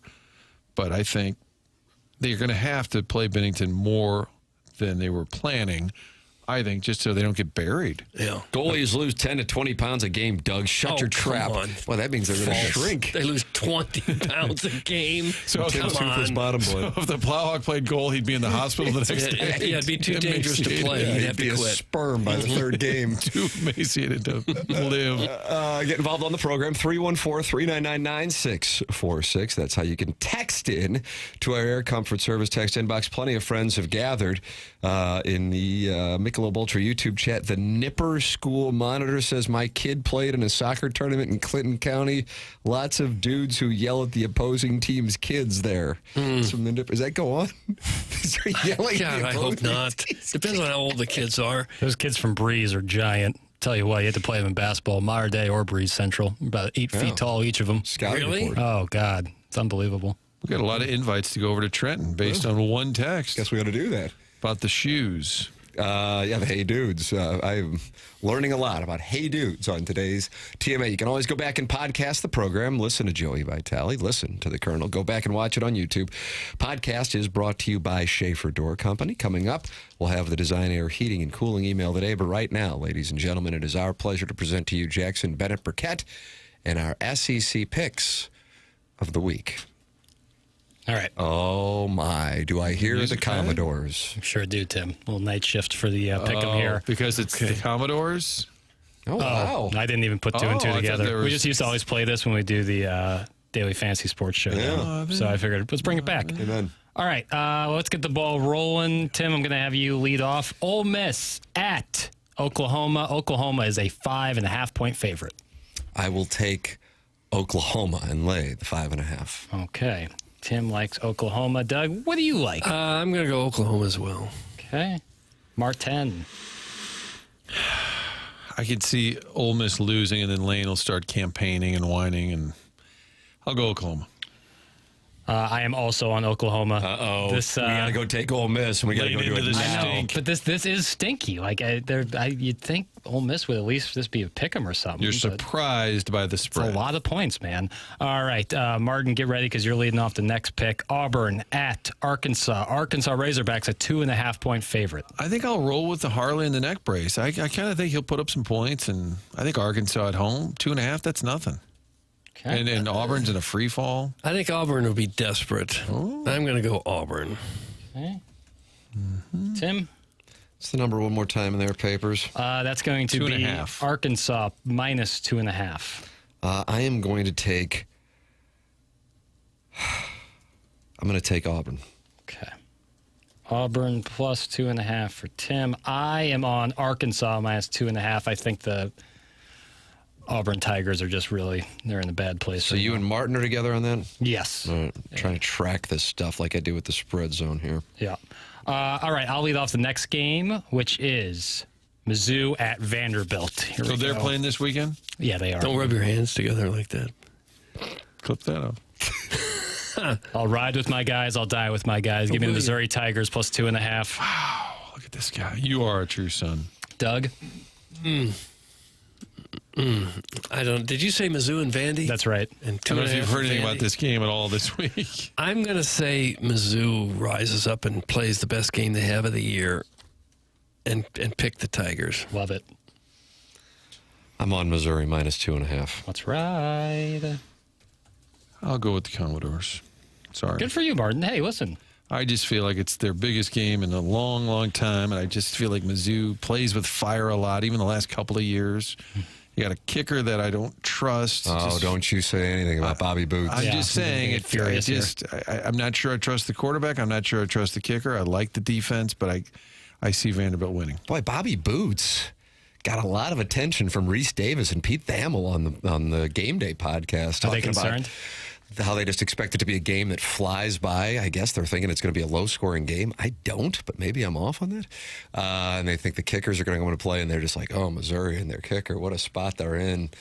Yeah, a lot of Bobby Boots talk. Oh. Jackson, it's going to position you to get into your bathtub with nothing on? I'll be in the tub. Maybe I'll have nothing on. Maybe I'll be have a pillow at least? Because that would hurt you. I don't know. I think I'm going to sleep. I think I'll just sit there and wallow in it. Oh. Now, I'm totally open to on Monday. You guys do the little drink dunk on me. Like, oh, I see y'all didn't pick us last week. One of y'all didn't like us. I'm ready for it on Monday. I hope I'm wrong. Get ready. I hope I'm wrong. Biggest spread of the weekend in the SEC is Bama, minus 11.5 at South Carolina. Tim, where are you at on this game? I'm going to take South Carolina in the 11.5. Okay. I think Alabama will curb stomp South Carolina. I'll take Alabama. It's a big number, isn't it? Big number. But I'll go Bama. Okay. I am on South Carolina because that's just way too many points. All right, next game. Texas heads to Stark Vegas. Texas, a 7-point favorite after escaping with a win in Lexington last weekend. Doug, where are you at with Texas minus 7 at Mississippi State? I don't like Texas much. I'm going to go Mississippi State. Okay, Doug likes the Bulldogs. Martin, where are you at? I kind of think Hail State at home. I think Texas is way overrated. Sure, Mississippi State. Tim? Dangerous. I'm on Mississippi State. It was actually one of my FanDuel spread zone plays. Now I'm getting a little concerned. Because the Sharps over here. Unless paper. Well, when we are all on one team, we're doomed.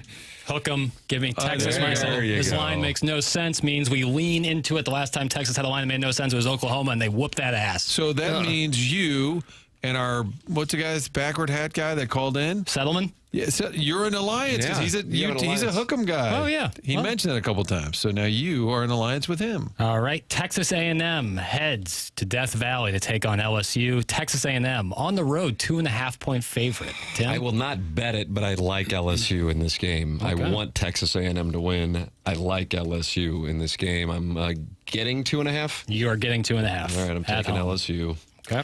I think Texas A&M may dial up some exotic blitz packages. So I'm going to go Texas A&M.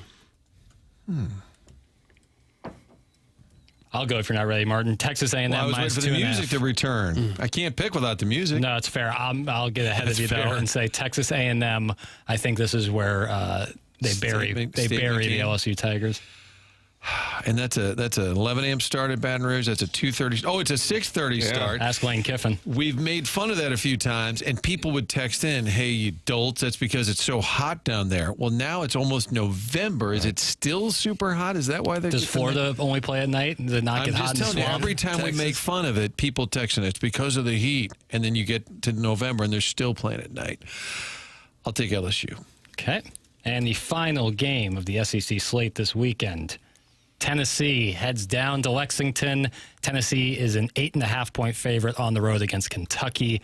I'll start the bidding off. I like Tennessee minus 8.5. Do you? I do. Doug, what do you like? I'm going to say Kentucky will put their hands in the dirt and surprise some people. I'll say Kentucky. Okay. Who did they almost beat last? They had Texas. Yeah. So is that more of an indictment on Texas than a sign that Kentucky can hang? Only you can decide. Smokey the Bear. Only you can put out a forest fire. Are you channeling a government PSA over there? I think I would be great at government PSAs. Oh, do you? Yeah, I agree with that. Michael Myers and Kanye. I'll take the Vols. Vols. I am on Kentucky. All right. Good. I would say we have a good discrepancy. The only one that we are all on is Oklahoma, so congratulations to Lane Kiffin. That means he's going to the playoff. Might get to host a game, as a matter of fact. We've got some discrepancies. Each of us split 50-50 on Auburn and Arkansas. Martin, you went with Vanderbilt. I respect that. I do think if you have a kicker that you're not sure about, a quarterback that you're not sure about, I mean, in the biggest games, you look at who's the quarterback, and you saw it with Alabama. They came in. Their guys more seasoned. So, as a Missouri fan, I hope the edge rushers have. You can't stop Diego Pavia. He's going to improvise and make a play that will be a highlight, at least one.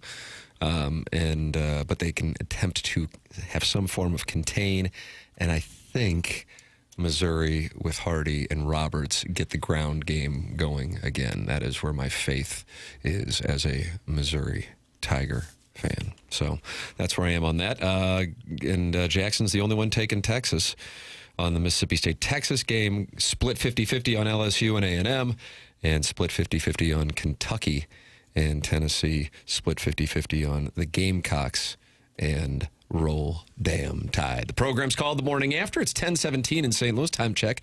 Brought to you by Clarkson Jewelers. Clarkson Jewelers, an officially licensed Rolex jeweler. And this is 101 ESPN.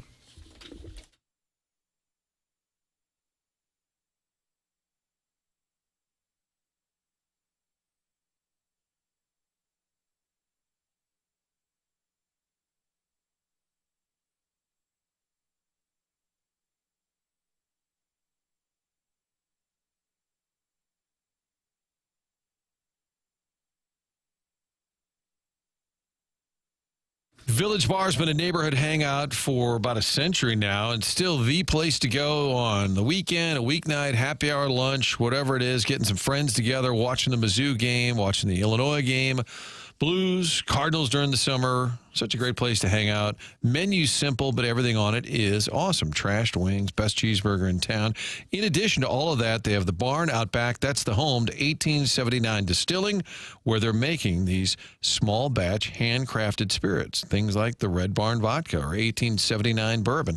Order it by name. Taste test it at the Village Bar. It's starting to pop up around town. Ask for it by name. There is a difference when you're having that cocktail, when it's made with these great spirits in the barn out back. How simple is that? Quality, taste, tradition, that's what it's all about. A website tells the full story and also lists all the different items that they have. 1879distilling.com. They're winning awards throughout the region. You can taste the difference. So next time you're at the Village Bar, order a Red Barn Vodka and Tonic or a Manhattan with 1879 Rye. 1879 Distilling, St. Louis, Missouri.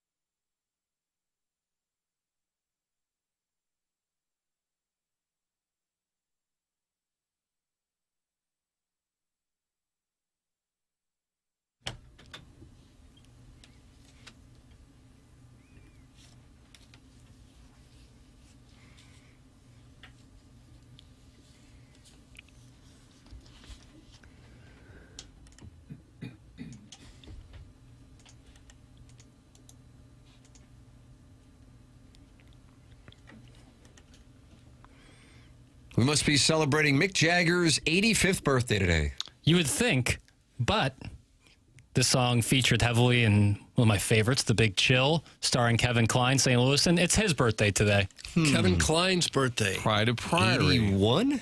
Oh, that's a little high, I think so. I'll go 80. That's a little high, I think. Boy, I don't think so. He might be right on that. Phoebe Cates is what, like 55, 56? He's 20 years older than her at least. He's 77. Today is his 78th birthday today. Huh.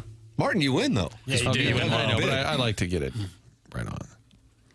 I won't accept the win. You will not accept the win. All right. Kevin Kline. Jackson Also loves on the film The Big Chill. Love The And Big Kevin Chill. Costner appeared as the... Yeah, he's credited but does not make an appearance in the Someone film. said it was his best acting he's ever done. Kevin Costner's credited in The Big Chill? He's the guy, the dead guy. He's Alex. Laying in the. Did you know that he's laying in the casket? Yeah, he's dead. I think there is a deleted scene where it's like a flashback with him, but he does not appear in the film, but is credited. So when I play Movie Grid, which is like the immaculate grid for baseball, but with movies, if you get Costner, Big Chill's a great one to use because it gets really low percentage. Good knowledge, Doug. That movie boy, he's got it all. I guess as a young actor, you take any role you can get, including that would have been lying in a casket. 82, I guess. I don't know what Costner was. 83? Yeah, I don't know what Costner was doing at that time. How about this, Tim, from a bit ago, a little audit on the text line. For the record, my wife has a degree from Vanderbilt.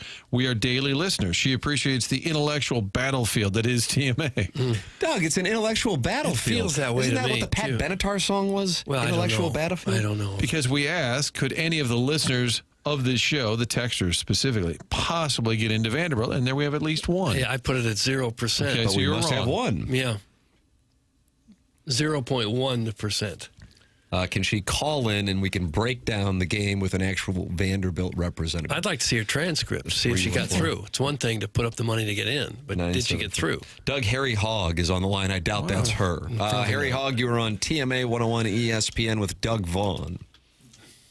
Hey, Dougie, how are you? I'm fine, Hogg. You? Doing all right. All right. So I was just at the on the run here grabbing my soda, and I noticed that they got those little turnstiles with all the car stickers and sports merchandise, all that stuff. Mm-hmm. I noticed that there's a healthy overflowing of Chiefs and Savannah Bananas here that's starting to take over the Cardinals section. Oh no! So what are you going to do about that? So I actually had a thought, and I kind of want to run this by the dais. What if the MLB, just theoretically, in the future, if the MLB got together with Savannah Bananas and Banana Ball and maybe shared a little bit of licensing deals, and maybe in every MLB market you've got a banana version of whatever MLB team it is. Ugh. Do you think that would become popular at all? A banana version of the Cardinals? Like the Cardinals go out there and make acrobatic catch and do backflips? And yeah, like all local guys. I don't know. Just thought experiment. By the way, I think Tim definitely would have gotten into Vanderbilt had he applied. It's probably true. Definitely point. Yeah, no, I definitely think it's true. But anyway, just your guys' thoughts. I don't know. Okay. Could you put together a local team of athletes to play the Savannah Bananas or to put on a similar type show? Well, I mean, it would straight up be Banana Ball. I mean, I'm not sure where you would get the players, but I'm sure anybody would be willing to try out. I mean, again, if Tim tried out, I'm sure they could put him on. Stop it, pig. Maybe make him the manager. I don't know. Okay. Well, I'm just saying, just something, Thank you, Harry Hogg. Yeah, okay, That's Hogg. Harry Hogg. We're waiting for the Vanderbilt It's lady to call in. spelled H-O-G-G-E. Yeah. I don't know if the Savannah Bananas would be willing to share and split any of their popularity right now at all. Yeah, I don't think they're in a position where they're necessarily looking to divvy up the rev. I figured this guy's a soda drinker. That's from Mitch. Murder. She comes, Steen. You've never been to a mobile on the run? Now, how that will happen, we haven't yet worked out, but I do believe in it. I do, too. I do. You can tell just by the voice that the guy drinks soda. Really? Is there a vocal tell on that? I can't imagine. I bet soda drinkers probably, 80% of the population would drink a soda? Wouldn't you say soda drinker like one a day, you'd say? Yeah, or just whatever. I think it depends on where you are. Yeah. Yeah. How big's that styrofoam cup, fella? Right. Mine's extra large every time I go. But you're filling it with Arnold Palmer, right? Yeah. You kicked the soda habit? I did, thank you. From earlier, Tim, I just if I started listening, but anyone who bad talks hey dudes is the scum of the earth. Whoa! What's It's a real civil war breaking out. And then from the 210, enough of the hate on the Illinois side. All you Missouri losers can't stop talking about what high school you went to. Who cares? From the 210. Nice, Doug. They are not happy. They are not happy. Probably didn't stay in school long enough to get to high school. It's the Metro East chip on the shoulder. I know it all too Texas, 210. There's a Metro East chip on the shoulder? For sure. I have a lot of love. I mean, half my family's from the East. And they have a chip Metro on their East. shoulder? Your family has a chip. You don't like your family, boy. I love my family with all my heart. But my brother and sister both went to Edwardsville. My dad taught in Southern Illinois forever. And sometimes, when they hear the high school stuff or issues with driving around, sometimes they're like, hey, well, try being us, trying to get to St. Louis, pain in the ass. No one cares, So I get it. Or when I'm in Belleville and I say to my buddies, hey, come on, meet me. And they're like, I live in Edwardsville. I say, yeah, just pop on over. Right. Nowhere close. Right. The ignorance around. Our Illinois ignorance is if you're in profound. Illinois, you might as well, you're just 5 seconds from everybody. We don't like crossing bridges. I think Doug's right about that. We don't like to go to Illinois. We don't like to go to St. Charles County. Some people, I don't say what I say. Some of my favorite public golf courses are on the. I know. But in Illinois. general, people somehow are very leery about crossing the state line. Oh, hey, a lot of love for the Metro. But if I'm in Alton and I text Matt Offenberg, hey, meet me. I'm over here in Alton. He's like, dude, I live in Shiloh. I'm like, oh, that's really far away. Alton's very north, considering. So I apologize for our entire Illinois ignorance. Agreed. Doug, I don't know what coaches will lose their jobs this weekend. Last week I set the over-under at 1.5. Felt really good about it, too, with Billy Napier and Hugh Freeze. And Hugh Freeze is holding on. A loss in Fayetteville could wrap that up for him. Brian Kelly could find himself in a tough spot in Baton Rouge should the Tigers lose to the Aggies. Meanwhile, in South Florida, Mike McDaniel's got himself a little spot. It's gotten away from him, to say the very least. Yesterday, he was asked what his expectations for Tua are. This is Mike McDaniel, who might be coaching his last game this weekend. No. Barring injury.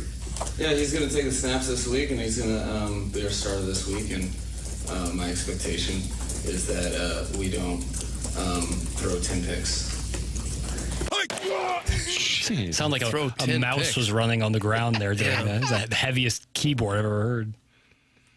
Coaches don't typically say something sarcastic like that about their quarterback. Well, it feels like they've gotten a little sideways with each other. I think that Tua going public with all the issues, and when you start pointing out that players are late to meetings and kind of getting away with it, that's calling out the coach in a sense. And then some former players called out and they said, ironic, since Tua used to be late to meetings. I think it's a hot mess. Well, I think the media also is a little, if I had to assume, I haven't seen anybody say this, but a little tired of Mike McDaniel's press conferences because he kind of never really gets to the point. A lot of vocalized pauses. Tim, if you remember once you were doing Balloon Party, either by Zoom or phone lines, and you dropped out and I had to captain the ship. It sounded a little bit like this. Hello. Sorry, folks. We're just having some technical issues here. That's an entire Mike McDaniel press conference. It's just like that. A guy who seems over his skis. Yeah, it seems like a few of the NFL coaches aren't necessarily the authoritarian alpha male types that you generally see in college, and maybe they can't be just because some of the players are almost the same age. McDaniel had a lot of positive equity, though, after year one. Well, he was the OC with the Niners, and a super dynamic offense. Obviously, Kyle Shanahan heavily involved in that. But, yeah, he had a ton of equity. People just thought he was, cool and funny, but now that they're losing, he can't put, a sentence together. I wonder if, I don't think this will be the case in the NFL, but I wonder in college if schools are going, God, we're going to be competing against Penn State in Florida, and then you kind of get to the next tier after that with possibly Arkansas, and Arkansas, but Florida State and Auburn, Virginia Tech's in there. If you'll have some schools go, we don't want to be in the mix for a coach at this point because it's going to be like musical chairs. Yeah. And maybe that's why War Eagle is showing some semblance of patience, at least for War Eagle. I think if they lose at Arkansas, that'll do it. That'll be the end. I agree with Martin there. You concerned if some of these schools that have been top-notch programs in the past, if LSU still is kind of an Auburn in there, if they fire their coach sooner or later, someone will give a bid, an offer to Drinkwitz that he won't be able to say no to? I think that again, it's a week-to-week existence, and the one that I would really circle actually is Brent Venables, because I think he was kind of on thin ice going in, and they had all the positivity that they had going into the game against Texas, and their schedule's so tough the rest of the way, so you could throw another one on there. But yeah, I think that if Missouri finishes the season 10-2, I would imagine that he is going to get all kinds of offers. It just becomes a matter of whether or not he will commit. What will be something to monitor is if Missouri is to win tomorrow and then with the bye week next week, would that be a time where they go and give him a monster extension to take him off the table, similar to what happened with Cignetti when the Penn State thing got going? Those are my exact thoughts. I was thinking that. I was thinking if Missouri wins this weekend, the next big piece of news would be Drinkwitz gets a big extension from Missouri. Would they still do it if they lose to Vanderbilt? No, I don't think so. And then the other thing, and I really do believe this, of course, I mean, even Mississippi State could get them. They have to play Florida as well. Doug has always circled that Citadel game for Ole Miss. But if Ole Miss beats Oklahoma, I really don't know how. I mean, of course, I know how they lose a game, but there's just nothing left as far as a dangerous team in November for Ole Miss, and they're sitting there at 11-1. Well, Florida in the timeline for that job, right? Ole Miss is in the playoff. Yep. At 11-1, Ole Miss may be in the SEC championship game, right? But Ole Miss is in the playoff. And then how does that impact things as far as Lane Kiffin and the Florida job? So that is why that Oklahoma game has some significant impacts on the coaching situation in the SEC. Venables loses. He's got all kinds of brutal tests the rest of the way. I think Alabama, Tennessee, Missouri, and LSU in November. My God. Right. Ole Miss wins. And then you also have the Kiffin element, because at that point it is highly unlikely that they find themselves outside looking in on the playoff. And by the way, that then takes a spot up for the SEC in the college football playoff, which has its trickle-down effects on Missouri. So keep an eye on that. The program is called The Morning After. It's presented by Brown and Crouppen on 101 ESPN, 1035 in St. Louis. Time check brought to you by Clarkson Jewelers, an officially licensed Rolex jeweler. This is The Morning After on 101 ESPN.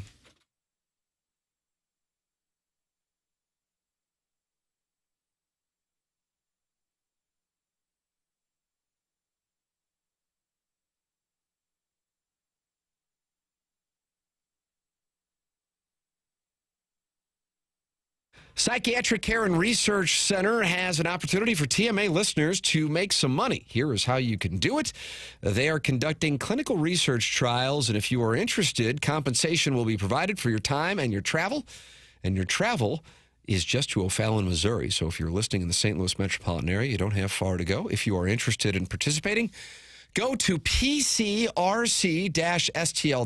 That's pcrc-stl.com. It's Dr. John Canale, who has been in practice for over 40 years and has more than 20 years of experience conducting clinical research trials. He was among the first psychiatrists to establish a practice west of the Missouri River in St. Charles, bringing decades of expertise and leadership to the field of psychiatry. He is conducting clinical research trials for anxiety disorders, depression, bipolar depression, and obsessive-compulsive disorder. If you are interested in participating, go to pcrc-stl.com. That's pcrc-stl.com, or call 636-244-3593. That's Psychiatric Care and Research Center.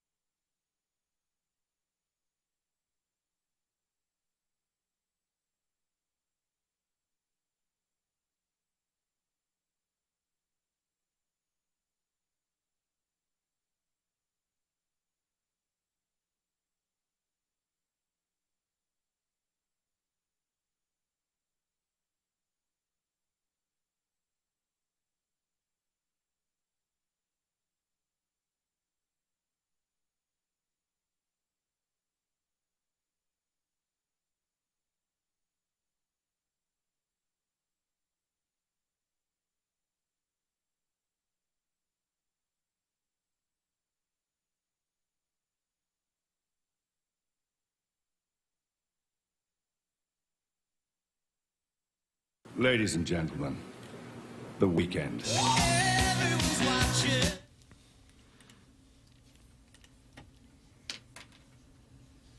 Loverboy.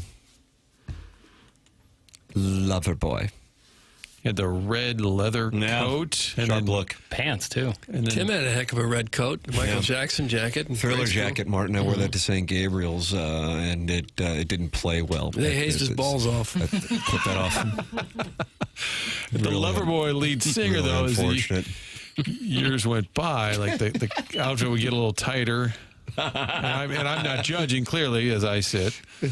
And people call me BMI Martin, so I'm not judging. People call you BMI Martin? Well, on the text line that was referenced at some point. I think yesterday I said I was at the Village Bar and I had a chef salad. And the immediate text, 100% you did not have a chef salad. How about this? Adam Welly. What a treat having Martin the whole time. Wow.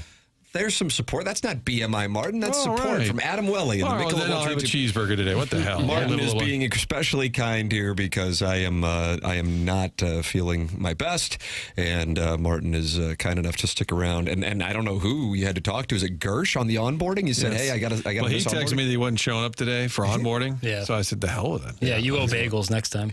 I owe bagels, but I could tell Tim's a little under the weather, and I thought, it's kind of fun. I feel bad that I'm kind of.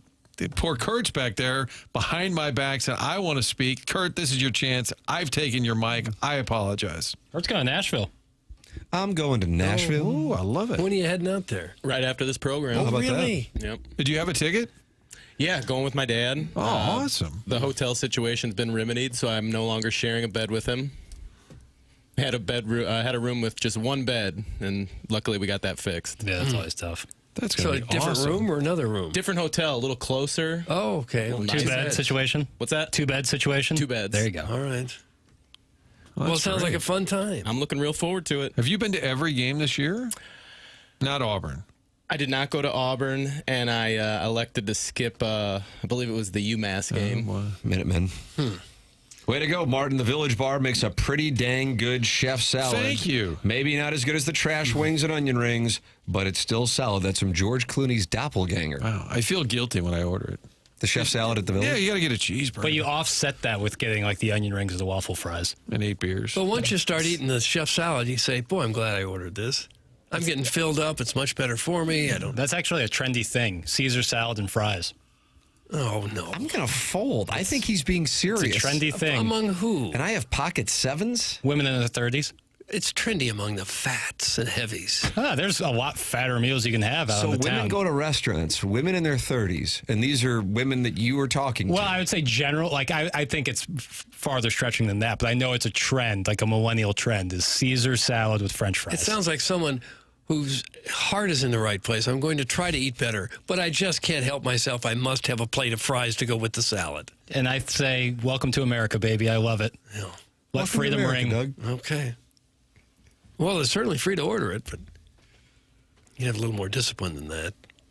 Be nice. Wouldn't kill you. You talking to the 30-somethings now, eh? Mm-hmm. No, I'm just, I keep my ear to the streets. I know what's going on out there. Wow. Caesar salad and French fries. Not together, on the side, fries. Yeah, I'm not saying Okay, that. I Instead think of it's a croutons. weird combo. Like people are high as a Spicoli and they're throwing their fries in their Caesar salad. Chicken Caesar wraps also super popular now, which is delicious. Yeah. Tim Loverboy's lead singer is named Mike Reno. Yeah, Mike Reno, that's right. And Vinzini says Mike Reno looks like he ate Mike Reno. So Spicy So in the YouTube chat said men go to restaurants and order the pissiest of beer available while ignoring their family. Ignoring their family. Men go to restaurants and order the pissiest of beer available while ignoring the family. Spicy So. I think that's really funny. I don't understand it. I don't know. I assume they're talking about craft brews. You won't hear me speak bad about our local breweries. Doug, have you read what Pammy Maldonado had to say? No, but I should have. Pammy Maldonado on ESPN.com this morning. It's on the front page. Says, betting Missouri Vanderbilt. Why to lay the points with Vanderbilt against Missouri? That's Pammy Maldonado. Okay. She is on the Commodores. The total for the record, 52.5. She likes Vanderbilt and the under. That is where The public's going to go nuts on that under. is the number. So I like the over. Yeah. I think they think it's going to be a rushing battle. And I think ideally it would be for Missouri. You would if it's a battle but of just running. because it's running doesn't mean that it's low scoring. Right. I mean, clock is ticking there, though. No, I understand that, but I think that the Vanderbilt run defense is something to keep an eye on from a Missouri standpoint. I hope Missouri runs as much as possible. Maybe a little turnover that can help the cause. I mean, the reality is Missouri probably doesn't get to where it gets offensively against Alabama if they don't have the Ty Simpson fumble, first play from scrimmage.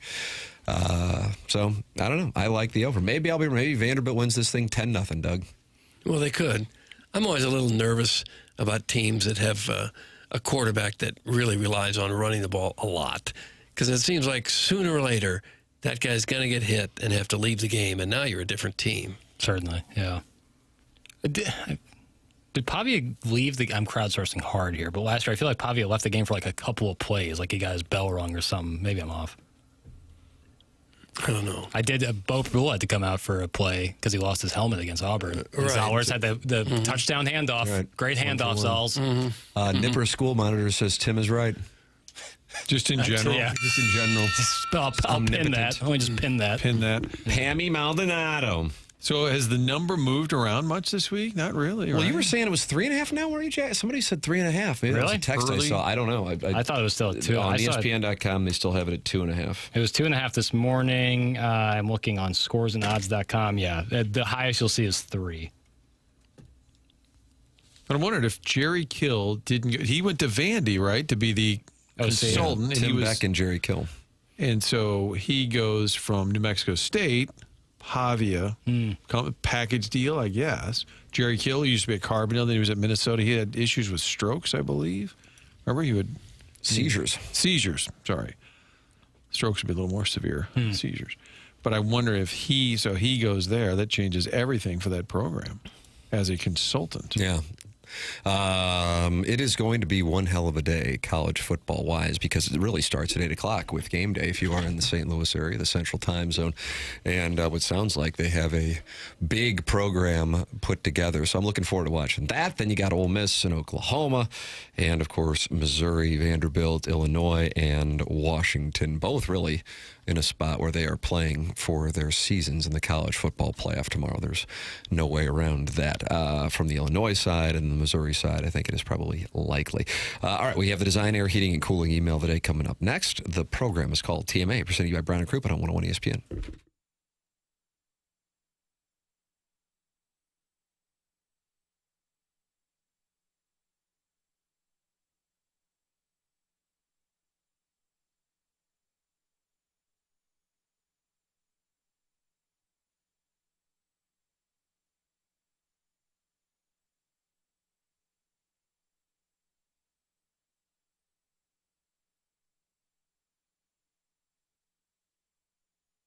St. Louis, Tim McKernan here with you to talk about aesthetic design and build. Aesthetic Design and Build's been building high-quality custom decks in the St. Louis metropolitan area for over 30 years. They are online at aestheticdesignandbuild.com, and you can see their work for yourself at their showroom in Chesterfield Valley. I have been there, and I got to see all the different types of custom work they're capable of doing. Full-on custom decks.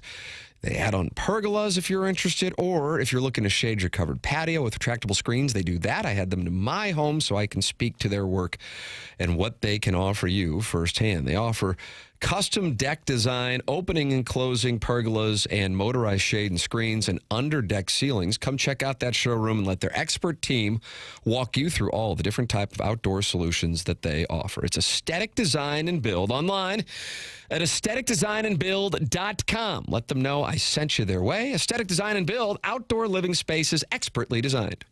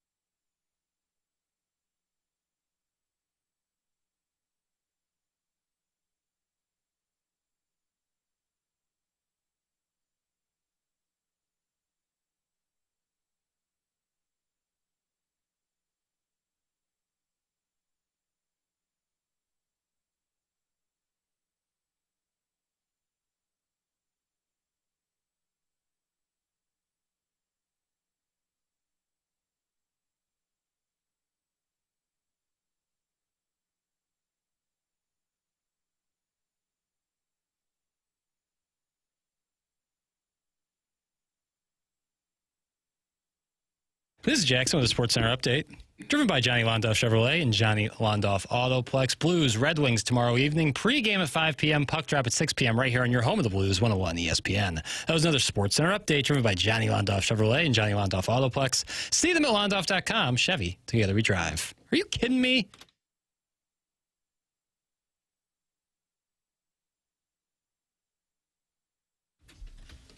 It's the morning after 101 ESPN. BK and Ferrario coming up next live from Centene. We will have our Design Air Heating and Cooling email of the day. Doug Vaughn, you know something about Design Air Heating and Cooling. Well, I do. I know Seth Goldcamp. We all had a good time with him the other day at a little lunch that we had. And Seth and his team are right there, poised and ready to make sure that your furnace is ready to go for the cold season. You know it's coming sooner or later, and right now would be a great time to have that furnace maintained. Just a little checkup. Probably nothing wrong with it. Hopefully nothing wrong with it. If there is, they'll get that fixed before the cold weather arrives. And they're not looking just to sell you something new. They just want to make sure that your home stays comfortable through the winter months to come. When it comes to heating and cooling, trust the name that's been around longer than all of us, and that would be Design Air Heating and Cooling.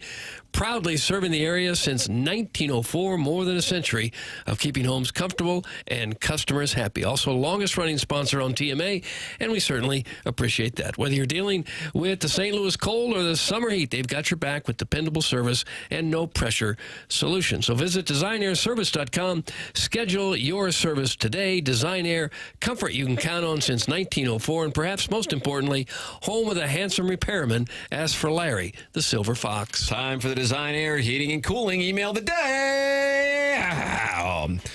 Well, I've got money problems. Apparently, my OnlyFans account is charging me $1 for every canceled membership within the first 24 hours. Oof. Goodbye, $1,000. Doug, that's from Midge. All right, Midge. It's a hell of a business program there.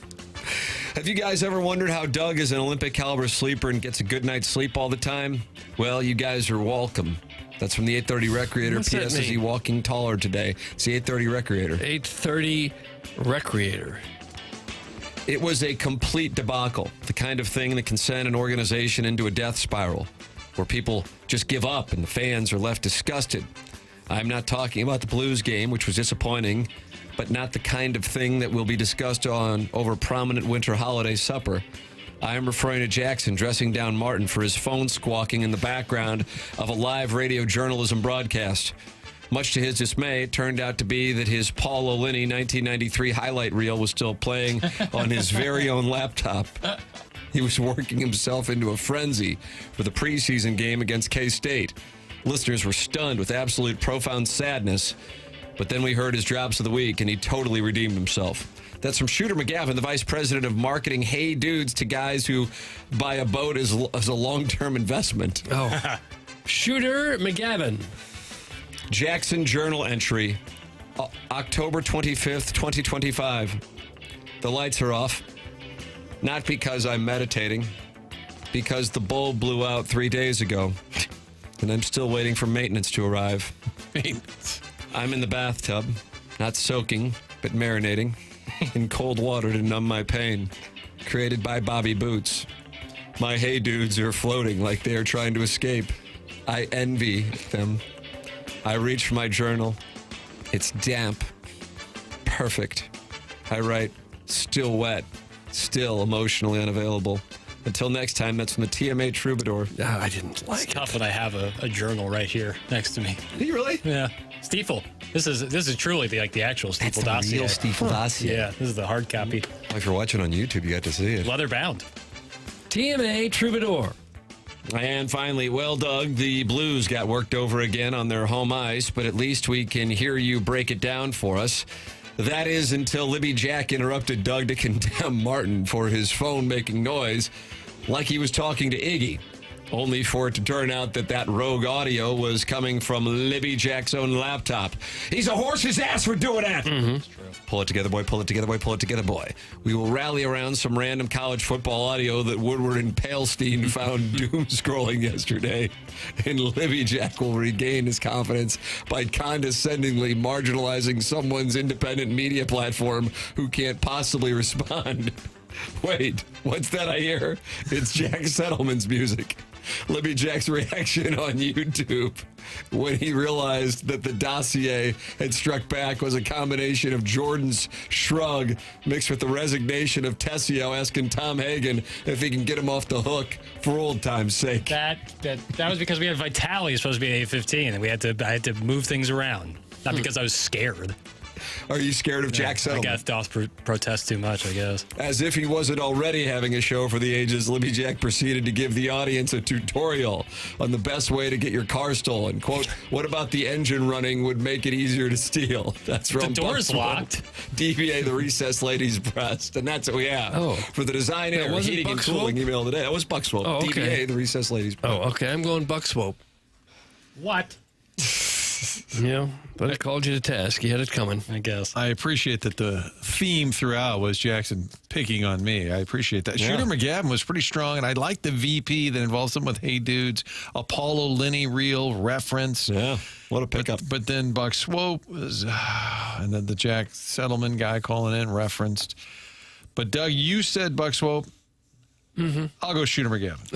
I'll actually go Buck Swope. Buck Swope is one. The Design Air Heating and Cooling email today. What a win to send Swope into the weekend. If I'm not mistaken, he's just tied Shooter McGavin for the month of October. Has, Tim. We got ourselves a Jim Dandy as we head down the stretch the month of October. BK and Ferrario are coming up next. Martin, thank you for sticking around for an hour as I am a bit under the weather.